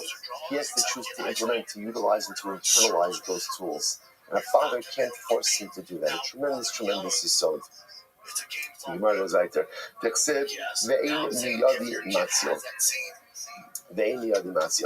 Incredible. So let's say, by the way, it also, the bra abba, so and we are children to the Ribono Shalom. So just understand about saying along the same idea, bra mizaki abba. What a son could do for a father is overwhelming. The nachas that we could do for our Kadosh Baruch Hu is limitless. But interestingly enough, abba lo mizaki bra. Kadosh Baruch Hu, once again, could give us all the opportunities in the world. He can't force us to become great. Right? We have the greatest father in the world. But just because we have the greatest father in the world, inaction on our part doesn't get us anywhere. The fact that I have a great father is very nice. But Lamaisa, what does that actually do for me? Very little. The only way for me to become great is if I choose to take decisive action on my own. So when I do great things, Bra Mizaki Abba. But the fact that Abba is great is not Mizaki Bra. If I want to become great, I have to take decisive action on my own. Incredible. The Siva Ein Yadi Matzil, Ein Avram Matzil as Yishmael, Ein Yitzchak Esav. Save Yishmael, and Yitzchak can't save Esav. You could have the greatest father in the world, but you still have to make the decision to be personally great. Adam can't save Yishmael, a Yitzchak can't save HaKadosh Baruch Hu, and I will say, a Ribono Shel Olam can't save me or you either. You have the greatest father in the world, but if you want greatness for your own life, you have to make the decision to put in the work. You have to make the decision to put in the effort. You have to make the decision to make something great of yourself. Hashtag da'asis lahachi, achaz nami lo imini shum kol shechizkiyo. By the way, now that we said this, now I also understand why Achaz is not included in the lists of kings who lost their portion of the world to come. Why? Because at the end of the day, he had a son who also had a great son. His great son was Chizkiyo. Chizkiyo, incredible. Remember, you were asked this question on Kuf Kimon the days. Why isn't Yehoiakim included in the list of kings who lost their portion? Remember, we saw Yehoiakim. In addition to all the other stuff, he also was a tattoo artist, right? So again, and some unsavory tattoos. So at the end of the day, why isn't he included in the list of kings who lost their portion of the world to come? To which the Gemara says, "Is it great? Should Rabbi sit al Google or show Yehoiakim? We saw the story already. On the skull of Yehoiakim. Now remember again, part of Yehoiakim's punishment was Yehoiakim was not buried. His body was like thrown into the street like the carcass of an animal. On his skull it was written, Zos v'odacheres. Zos means you will remain unburied, v'odacheres, and something else will happen to you. So let's say, watch this. Zikino Rabbi Breda, Ashki saw the story. Zikino Rabbi Breda, Ashka, Ugulacha, the Havi Kashadja, the Shari Yushalayim, Uksiv Ba, so the grandfather I prayed, there was once walking and he found a skull that was discarded by the entrance of Yerushalayim. I must say, just so you understand, to find the skull by the entrance of Yerushalayim is very strange. Right? Remember, I will say in Yerushalayim, first of all, we don't bury anyone within the walls of Yerushalayim itself. Right? That's why the closest cemetery to Yerushalayim is, close cemetery, is Har HaZeisim. Like Har HaZeisim is outside of the walls of the old city, right? Outside of the walls of Yerushalayim. So, and furthermore, again, we're so massive with Tumah and by Yerushalayim. So to find an unburied skull by Yerushalayim is very strange. So the grandfather I prayed of finds this unburied skull. On it, it's written Zos va'odacheres. It's literally written on the skull, this and something else. So he finds it. Kavra v'lo ikbara. He buried it, but then it surfaced again. He buried it second, then it surfaced again. Amar Gulasa Shio Yakim Sibe. So he surmised, that this must be the skull of King Yehoiakim.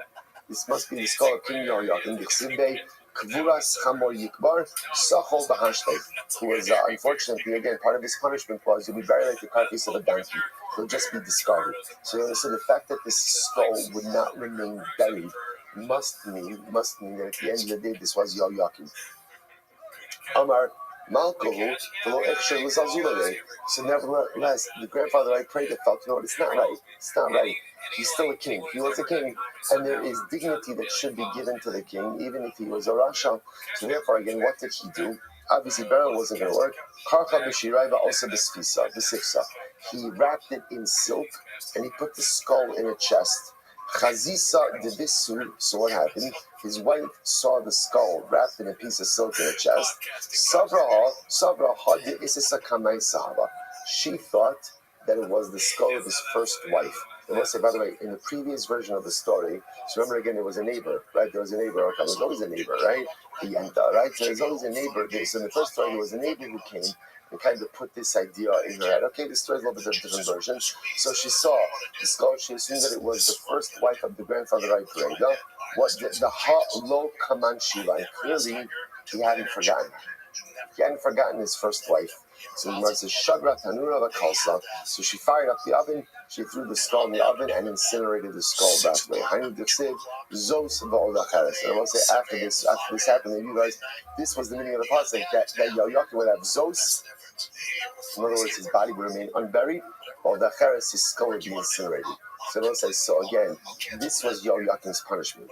Because this was Yoyakim's punishment, therefore what? Therefore, halacha l'maisa said he got olam haba. That's why he's not counted in the list of kings who lost their portion, because he had this punishment, he retained his portion olam haba. Tanya,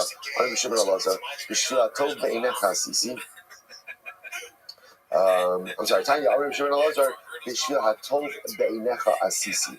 Rashi says over here, Bishvil hatov. So Rashi says, Bishvil chizkiah sheshibech es atzmo, damar hatov be'inecha asisi, garam lo sha'amar ma'os ki ela beis Hashem. Sheshal os me'akadosh baruch hu, sha'avera gorer savera. So I'll say, we'll see the whole story unfold over here in just a moment. Right? But Chizkiah, who was tzaddik, praised himself a bit too much. So Bishvil told Beinech Asisi. So Chizkiah said, I've done what you've asked of me. So Ma'os Bishvil, so the says Asisi, Ma'os Bishvil Ma'os Nochrim Achlu al Shulchano. So because ultimately Chizkiah did two things wrong. Number one, he praised himself. Number two, he asked the Kadosh Baruch Hu for signs for certain brachas. As a result of this, Gentiles ate at his table. Foreign leaders ate at his table. And because, again, foreigners ate at his table, he caused gullets for his children.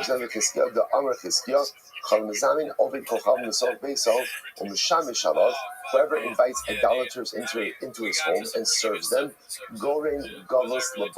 causes exile for his son. Shneimar, goes into the first of the widest lines. Shneimar ubanecha sheyetzu mimeka she'tolid yikhu vayasar yisim beheichal melech Bavel v'yismach aleim Chizkiah vayarim is called based on Chachar es hakesef es hazav es habisalim es shemen hatol. So Chizkiah had these representatives of Melech Bavel in his home. They showed them all the greatness of his home. So Mos Amarav, my base nachsa, what is his base nachsa? Ishto hishkasa lehem. Chizkiah's own wife served them. And this was considered to be a lack of tznius. Nothing happened.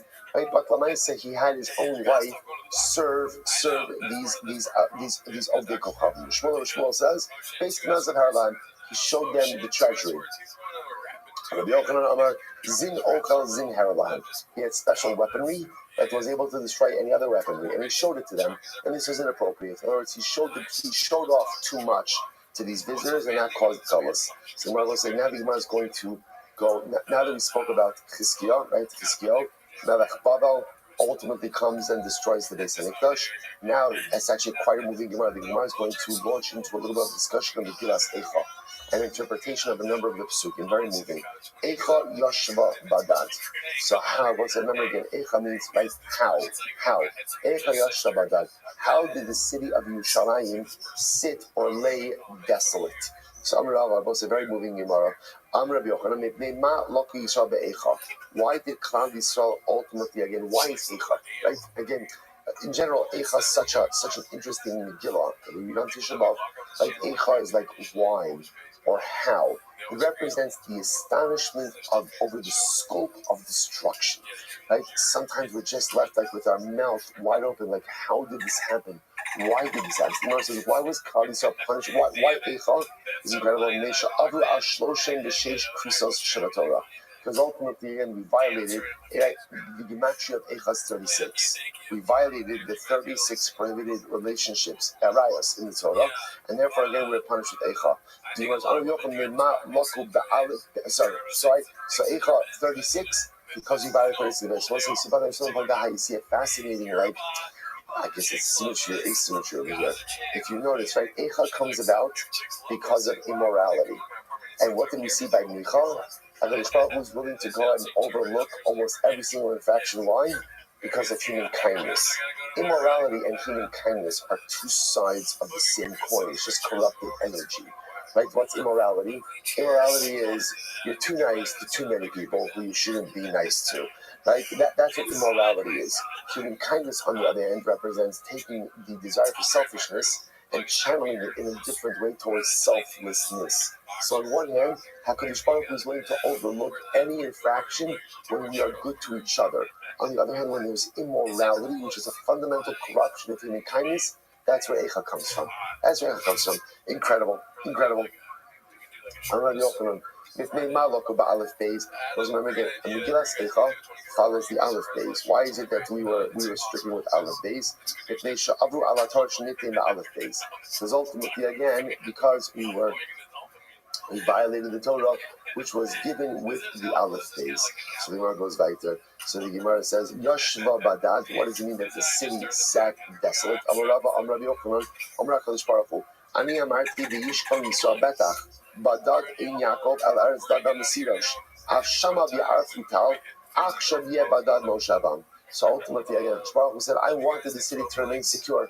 I wanted the city to remain populated. But because you violated my will, now the city will be desolate. Ha'ir Rabasiyam.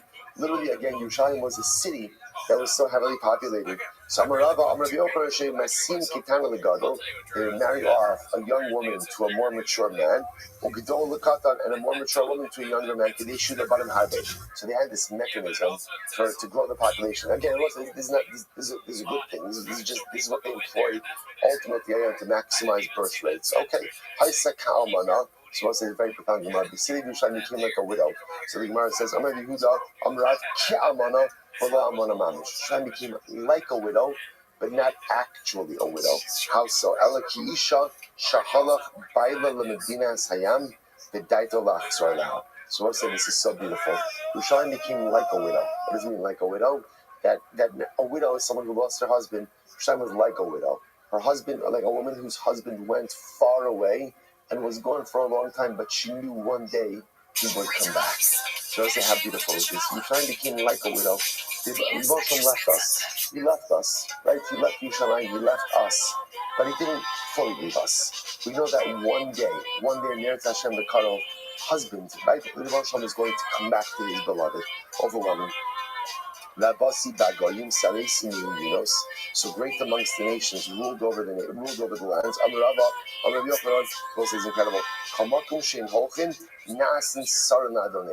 Wherever Jews go, Jews become great. Isn't that overwhelming? And by the way, this is taught to us in Eicha. Like wherever we go, it doesn't matter how far we're scattered, it doesn't matter where we're exiled, wherever we go, we become great. Turn our on. Let's say incredible Gemara here. So this, by the way, is an overwhelming Gemara. Get ready for this. Let's say the story of two Jews were taken captive in Harakarma. Remember again, Harakarma was the site Haifa, right? The site Haifa, right? Right, the site of the great theological showdown between Uriah Nabi and Rabbi Abal, which we learned about last week. So what happened? Two Jews were taken captive in Harakarma. And their captor was walking behind them on the base. So see, now listen to this. So just to understand the scene. Two Jews taken captive, the captain walking behind them. The two Jews begin talking to each other. It's incredible. So the camel that's walking in front of us is blind in one eye. They're talking, Okay, furthermore, we can tell the camel is holding two skins, right? Two bags. One of wine and one of oil. And ultimately, there are two people leading the camel. One is Jewish, one is not Jewish. So this is the conversation between the two Jews. So the captor is walking behind and he hears the conversation. I'm kshe oref. You stiff-necked people. Me'ein atem yodim. How do you know this? How do you know all of this information? Some of those, so they said, we'll tell you. We'll tell you exactly how we know it. Gamal, so we tell you like this. A camel normally eats right from the vegetation that it finds on the road. Mitzad sheroa ochelas, mitzad she'ina roa eina ochelas. So it's very simple. We notice that the camel is only eating the grass on one side, right? Never turning to the other side. Only a camel will eat from both sides. So only eat from one side. That led us to understand that what? Let us understand that the camel must be blind in one eye. Those furthermore again, the camel. How do we know that the camel's holding two skins, one of wine, one of oil? Shagayin mitafte b'shokea, because you notice that the liquid, right? Obviously the skin's leak. So we notice that the liquid coming out of one of the bags falls onto the ground and is absorbed, right? That's why the shalshemen mitafte b'sap, but the one of oil, it remains on the ground unabsorbed. That's how we know one is wine, one is oil. Adam, Hamanhikim Osa, and again, there are two people who are leading the camel. We know one of them is Jewish, one of them is not Jewish. How do we know that? Nachri nifna laderach, because one of them, when he has to relieve himself, just relieves himself right there in the middle of the road. But ultimately, again, the other guy goes over to the side of the road in a more private way and relieves himself like that. That leads us to believe that one of them is Jewish, one of them is not Jewish. So what I say, so they're telling all of this to the captor who's walking behind them. So the captor runs to the front, he checks all of this out. Sure enough, the camel is blind in one eye. Sure enough, one skin is oil, one skin is wine, and sure enough, two guys leading it, one is Jewish, one is not Jewish. The captor comes and he kisses the two Jews on their heads. Son, and ultimately, again, actually, the Gur says so he brought them to his house.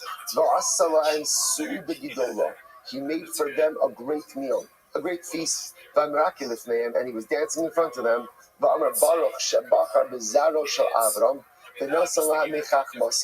Blessed is God who chose the offspring of Avram and gave them of his wisdom. Wherever they go, they become great. And wherever they go, ultimately again, they become great. And as a result, he freed them and they went back home. So as I try and score, now remember, the Gemara ultimately again is quoting this on the pasuk of Rabbi Bagoy. Wherever Jews go, they become great, right? And even in captivity, you find them become great. Let's say I have to tell you something absolutely amazing. The Piazetzna, quoted this Gemara in one of his drashas in Tafshin Aleph in 1940. He quoted this Gemara. And he says, what is the pshat with this? What does it mean? If you notice, by the way, when the captor overhears the Jews speaking, the first thing he says is, Am kshe oref atem. You are stiff-necked people. So the Yetzna asked, he says, why does the captor call them a stiff-necked people? Why? The Piazetzna said something absolutely amazing. He said it is the derech of people that when they go ahead and they encounter difficult circumstances, it breaks their spirit. And how does that breaking of spirit manifest itself? People just give up. They just give up and they just resign themselves to the circumstances. He says, you see what's happening in the story? In this story, the Jews are looking at their circumstances, and what are they doing? What are these two captives doing? They're looking for more, trying to figure out more. What is it that's happening? What's the meaning of these circumstances? So they look at the camel. Why is the camel like this? Why are the skins like this? Why are the guys like this? And they're always looking for greater meaning. So the captor says, what is the matter with you people? Why can't you just give up? Why can't you just give in? Why can't you just resign yourself to the broken kite of your circumstances. But Klal Yisrael is an Am Shei Oref. We could be being led out in captivity, and we will still look for meaning, and we will still look for deeper understanding, and we will still look for ways in which to grow, to transcend, and to learn. This is what was overwhelming to the captives. I don't understand. What will break you people? And the answer is nothing. This Gemara say was true during the days when we were exiled under Nebuchadnezzar, and it was true in 1940 in the Warsaw Ghetto when the Piagets, the Mamish, used this same exact Gemara to be mechazik the kehillah of the brokenhearted in the ghetto. This one says chevra, say chevra. Right, they were being led out. They were being led out literally again to slaughter. The Piagets says, whatever you do, don't give in. Don't give in. Don't give up. We are the Am Shei Oref. We are the stiff-necked people. And being a stiff-necked people means two things. Number one, we are in perpetual quest for growth. I will say it's important to understand sometimes like who we come from. Who we come from. I will say, we have it really easy. We have it really easy. Most of life is spoon-fed to us, to be honest. Like, we love our challenges, right? I want more parnas, I want more health, I want more this, I want good, all legitimate things that we should daven for, and Rabbi and Hashem, yes, I will say, but think about just from a Ruchni's perspective, how easy we have it. How easy we have it. And Allah has come because it's so easy, I will say. This is why we have to push ourselves even more. There's no time to relax. There's no time to take it easy. There's no time to give ourselves a pass. There's no time to say I'm too tired. There's no time. There's an urgency, especially now we find ourselves in Chodesh Nisan. B'Nisan Nigalo, B'Nisan Asidim Nigal. There are great things that are happening. There are wheels that are turning. And if we just internalize Gemaras like this, and we push, and we push, and we push, and we relentlessly push, and we recognize that we are the Am Shei Oref. Nothing holds us back. Nothing holds us back. Not Nebuchadnezzar, not Titli Makshimo, not Hamas. Nothing holds us back. If we could just understand it, the more importantly, understand it, live it. This is the very yesod that has sustained our people through thousands of years. And it's the very yesod which, if internalized and actualized, can Hashem bring us to the Geula of the Karaf. All right, we'll stop over here for today. Shkoyach. I don't care if you think he's entertainment, but in my opinion, he summed it up perfectly. And this is All right, back on Zoom. Mr. Ringo, Mazel Tov, Mazel Tov. Oh, Henry, Mr. Ringo's making a costume for his grandson tonight. Mazel Tov, Mazel Tov. It's all about everything, actually. I'm not talking about the entire thing, right? This is about Formula One. He just names it. It's everything, okay? Society, the NFL, he turns it around. DSP. All right, let's go to we'll go back and forth from the Brewers to the Papa-verse. Yeah. This one's posted by Macho Biz Dog Wrestler. I don't know what that means. It's called the Endgame ? The perfect ending to this is Tom buying out Bert to get rid of him, and Bert ending up on TVK with Shabbat account. All right, let's say good morning, good Chodesh. Aschos Baruch Hashem, to be able to begin this new month and this new week, learning this beautiful Masechta together. Begin by thanking all of our sponsors for this morning's share, to thank our Talmud Torah sponsors for Tav Shin Pei Hey, the Tov Mishpachah, for dedicating all the shurim and drushos this year. This is Chosur B'Soros Tovos for Am Yisrael. Our week of learning sponsors, Paul and Kathy Pollack, the creation of the yahrzeit of Paul's father, Shmuel ben Zachariah, great-grandmother, Cyril Bas Reb Dov, were both nifter on Rosh Chodesh Nisan. Where both of Rosh Chodesh Nisan, Meretz Hashem, the Neshama Shav and Aliyah, the family in Nechama, which be Zochai Meretz Hashem, the Besoros Tavos, Sha'am Yisrael, Kashpach Hashem, Meretz Hashem, bring all of our hostages home. Our holy soldiers should be successful. Chol Maaseh Yedem should be Zochai Meretz Hashem. There should be a month of Nisim V'Niflos. Yes, it looks like we don't yet have a Talmud Torah sponsor for the month of Nisan, so there are still opportunities in Eretz Hashem he would like to do that in honor of a special occasion, in honor of a loved one, or just stop and be marbit store in Klal Yisrael. You can see the office, or email the office in Meretz Hashem for more details. That concludes the promotional part of this morning's share. And Meretz Hashem, we are beginning to today's daf is Kuf Gimel 103, and we are picking up in Meretz Hashem on Kuf Beis, on the days we left off 15 lines up from the bottom. Rav Nachman, Akav Shakel Haya. Rav Nachman says Akav was Shakel. Now what Shakel means is like literally equal, which means that what Rav Nachman seems to be saying is that Akav was not the complete Rasha. He was kind of like a middle of the roader. Shnei Amar, Vayomer Hashem, Mi Teres Akav. We actually had this Gemara before. So the Baruch who says to the Neshamas, who is going to entice Akav to sin? Said he should go out to war. Remember again, Achab goes out to battle thinking that he's going to be successful. So Shbach is looking for the Neshama who's going to go ahead and entice Achab to go ahead and sin. Who is the one who's going to do that? So the idea over here, so what is I'm not going to highlight? I'm not going to highlight over here is that Shbach almost needed someone to entice Achab to sin, to entice Achab to follow erroneous advice, which seemed to indicate that Achab was not all bad. He was shackled. The Gemara says, "Maskil Yosef, man de kasabe rak lo haya ke Achab asher ismaka la'asas rabbeinu Hashem, asher his ta'osa izel ishko." So again, the Gemara says, "Yosef, how can you say that Achab was that he was shackled, that he was equal?" Look what the pasuk says, right? That ultimately, again, there was no one like Achab who went ahead and did such terrible things in the eyes of HaKadosh Baruch Hu. Okay, aside from his wife Izebel, what did Izebel do?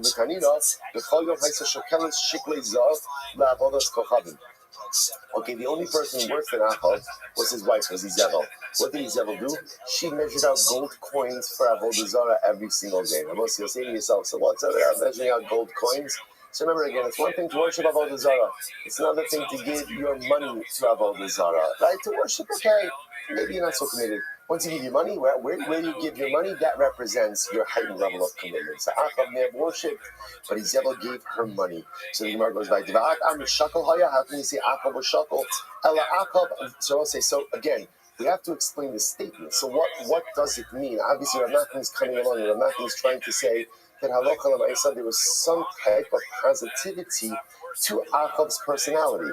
What was the positivity? We'll say this is incredible. Achab vatron b'mamona haya.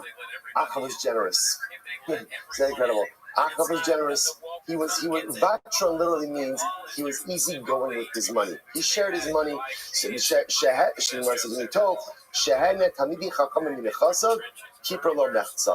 because he went ahead and he shared his wealth with Talmidei Chachamim, that atoned for half of his averos. I will say, is that not wild? Is that not wild? The power of tzedakah, the power of generosity, that even for a person like Achab, and by the way, it's interesting that you see like the opposites of Achab and Izebel, right? Izebel concentrated her wealth ultimately again on the Avodah Zarah, but Achab went ahead and shared his wealth with Talmidei Chachamim. Again, she was wiping out Torah on one hand and supporting Talmidei Chachamim on the other hand. You'll say, we'll get the contradiction in just a moment. Don't say, but the idea over here is halacha l'maisa, because of the generosity, his tzedakah wiped out half of his rishus, half of his iniquity. This goes with the motif of tzedakah hatzil mimaras. That literally, again, tzedakah has the ability to save us from death. The power of generosity to wipe out even the most heinous sin is an overwhelming so. I was like, what's the logic of it? Why does tzedakah have such power?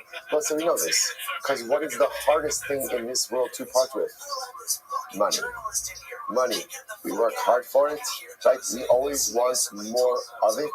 And the ability to take something that you worked for, that you have the strong feeling that it's really yours, even though theologically I know that it's not mine. Like the ability to take something that I work hard for, that is mine, and to be able to give it to someone else is the highest, almost like the highest spiritual level that one could reach. Because the only way you could do that is if you believe that it's not yours. Because if I believe that it's mine, I don't want to give it, and a lot of times I don't give it. If I believe that it's not mine, but it belongs to Kadosh Baruch Hu, and Moshe gave it to me as a custodian of his wealth, and I find the ability to overcome that most base impulse to keep everything for me and to go ahead and be as generous as possible with others, it's the highest level of spiritual growth, highest level of spiritual accomplishment. Achov was an Ovid Avodah Zarah, but he was ridiculously generous. Incredible, incredible, incredible. So going back, remember, Chashbach was looking for a spirit, so to speak, looking for a neshama to go out and to trick Achov into going into battle, which would be the battle in which he would lose his life. So who steps forward? So a certain spirit came forward. And the spirit said, I will entice Achab to go to war. Vayomer Hashem, Elov, Bama, Vayomer Eitze, Vayisi Rak Sheker, Befi Kol Neviot, Vayomer Tifta, Begantuchal, Seva Asekim. So the spirit comes before HaKadosh Baruch Hu and says, I'll be the one who deceives Achab. I'll be a voice in the mouths of the false prophets, and they'll go ahead and they'll tell Achab to go out to battle. He'll go out to battle, and he'll die in battles. HaKadosh Baruch Hu says, say, good. Go out ba'asekim. My ruach. So the Gemara says, who's ruach? What spirit is? You saw this Gemara before. Rabbi Yochanan, rucho shel navos hayizraeli. Remember again, it was the spirit of Navos. What happened with Navos? Remember again, Navos had a vineyard that Achab very much wanted. Navos would not sell. Achab was very depressed. He spoke to his wife. His wife said, no problem. Just bring him up on false charges of rebellion against the king, idolatry, all this other kind of stuff. He had Navos executed. What's the halacha when you execute someone for rebelling against the king? What's the halacha? The king gets his property. The king gets his property. And therefore, again, halacha l'maisa. So he got the vineyard, and Navos died. Navos was executed. The spirit of Navos wants its revenge against Achab. Might say, or you know, Chashbach says to the spirit, go out. What does that mean? Amravina, sitting in the chitzasi, shekin dover shkarim lo yikon leneged einai. Chashbach who says, if you're the spirit, if you're going to lie, just know if you're going to lie, you can't come back. Once you go out to lie, you can't come back, because again, there is no sheker, there is no lying, there is no untruths in the presence of the Ribono Shalom. Incredible. Amra Papa, Hanudami Inchi, the para kine marchin beise. So we'll say this yields the famous adage, the parakine, he who wants to go ahead and repay vengeance destroys his own home. So we'll say this is actually a profound idea that sometimes the desire for revenge is so acute that at the end of the day, I might blaze a path of self-destruction, but I'm bent on that revenge. You know, there's another expression that's often used for this. The expression that's used is Tamos Nafshi Uplishtim, which is the phrase that Shimshon said before he knocked down the pillars of the Colosseum, representing this idea that sometimes I want revenge so badly that even if I'm going to go down with the ship, I'm willing to go ahead and do it. So Shimshon is different. Shimshon is going to die regardless. Right? But when I say he goes down with the Plishtim, so the same idea. Harakine, he who is bent on repaying revenge, Markid Base will destroy his own house. Vayas Achab Hash. So again, so Achab goes ahead, he makes the Asherah tree, which is an Avodah Zarah tree, and he continues to do the things that anger HaKadosh Baruch Hu. And he was the worst. Achab was the worst. What did he do? Shekasav al Daltos Shomron, Achab kafar be'elokei Yisrael, lefichach ein lo chelek be'elokei Yisrael. So it was literally, Achab wrote on the doorway to the entranceway of his kingdom, right? In the doorway to the entranceway of the Shomron. He wrote, Achab is kofar. Achab kafar. Denies. Achab denies the God of Israel. Therefore, he has no portion in the God of Israel. I will say, by the way, it's so interesting, right? Why does he have to write this? Like, why the act of repudiation? So you only have to go out of your way to actively repudiate, like things that you still feel touched. I will say, it's kind of like, you know, like when you're having an argument with someone and someone just won't let you have your own opinion, right? If you're secure enough in who you are, you don't have to go ahead and necessarily, you don't need other people to agree with you. You do your thing. I don't need you to agree with what I'm doing. When people need you to agree with them, right? When they can't stand the fact that you have a different opinion, that highlights a heightened level of insecurity. Secure people are absolutely okay with other people not agreeing with them. So it's almost as if Achab feels this need. He's theologically insecure because we see the greatness of Achab, right? We saw yesterday's Gemara. Achab mamish had like this element of him that was so pious, that was so righteous, But the Lamai says almost like that insecurity needs to constantly write on the doors of the kingdom and repudiate the God of Israel. Why? Just do your thing. We already see what you're doing. You're worshiping anyone and everyone but God. Right? You're planting Asherah trees. Everywhere there's a mound, there's Avodah Zarah. We know that you're only Avodah Zarah. Why do you have to write it? Why do you have to write it? Elamai, there's that spiritual insecurity. It's profound. The Gemara goes back there. The Gemara says, "Vayivakish as Achazio, Vayokedev, and Mischal Rishono." Rashi says, "Now we're switching gears just a second." Going to another king, Yehu. So again, Yehu ultimately again was searching out Achazio, and he found him hiding in Shomron. Amar Levi, she'koder as Taros, because avodas kohabim tachtehen. So we'll say, what did Yehu do? We're going through, unfortunately, a list of kings who lost their way.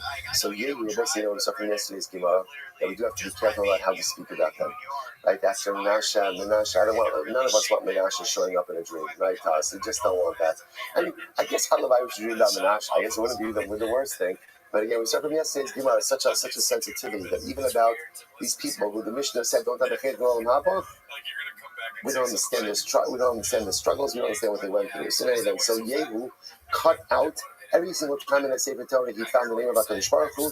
He cut out that name and replaced it with the name of Avodah Zarah. Menashe Shana Shaka. Why was it called Menashe? Because he forgot God. Davar Acher Menashe Shimshi Yisrael Yisrael. Or it means that he caused Klal Yisrael to forget HaKadosh Baruch Hu. Minalan Delo Asi LaAmodasi. How do we know that Menashe did he go to Olam Haba? It's very interesting. Then Menashe becomes king when he's 12 years old. His father is Chizkiyahu. So Chizkiyahu dies. Menashe becomes king at 12 years old. He becomes the longest serving monarch. He becomes king at 12, reigns for 55 years. Vayas harabe me'Hashem kasha asa Achav melech Yisrael. And he did what was bad in the eyes of His Baruch like Achav. So it's interesting. Another comparison to Achav. You want to say, what's the nature of the comparison? Ma Achav elu chelik le'olam haba. Just like Achav has no portion in the world to come, Af Menashe elu chelik le'olam haba. So to Menashe has no portion in the world to come. But say, by the way, it's also interesting to note. You have to wonder about this. Obviously, 12 years old in times of the Rabbi is not like 12 years old today. But you have to wonder to yourself what that level of responsibility does to a child. Right? Imagine becoming king and being vested with all that responsibility at the age of 12, right? And trying to figure all of that out just seems incredibly complicated. All right, in any event, so therefore, again, Menashe has no chelik in Olam Haba. So Gemara goes weiter. Yudomer Menashe Yeshu chelik Olam Haba. Shneimar Vayispalam Menashe Al Hashem Vayartel. Yudi disagrees. Yudi says no. Chas v'sholom. Menashe does have a portion in the world to come. He does have a chelik in Olam Haba because the pasuk said that Menashe davened to Hashem and the Ribono Shel Olam went ahead and listened to him. I'm going to be open on. So we'll say, so a fundamental machlokas about Menashe. Does Menashe have a chelik in Olam Haba? Does he have a chelik in Olam Haba? Which one? So the Gemara says, I'm going to be open on. Ushtein Mikra Echad Darshu. Both of them darshu in the same pasuk. Shneimar Ulisatim Lezavar L'Chol Mamlechos Haaretz B'Glam Menashe Ben Yechezkiyahu. Mar Sad B'Glam Menashe Shasa Tshuva Ve'inhu Lo Avod Umar Savar Dap of Kuf Gimel Umar Savar B'Glam Menashe the Lo Avad Tshuva. So I say, so ultimately, again, the Torah speaks about the emotional handing over Klal Yisrael to the nation, to the foreign nations.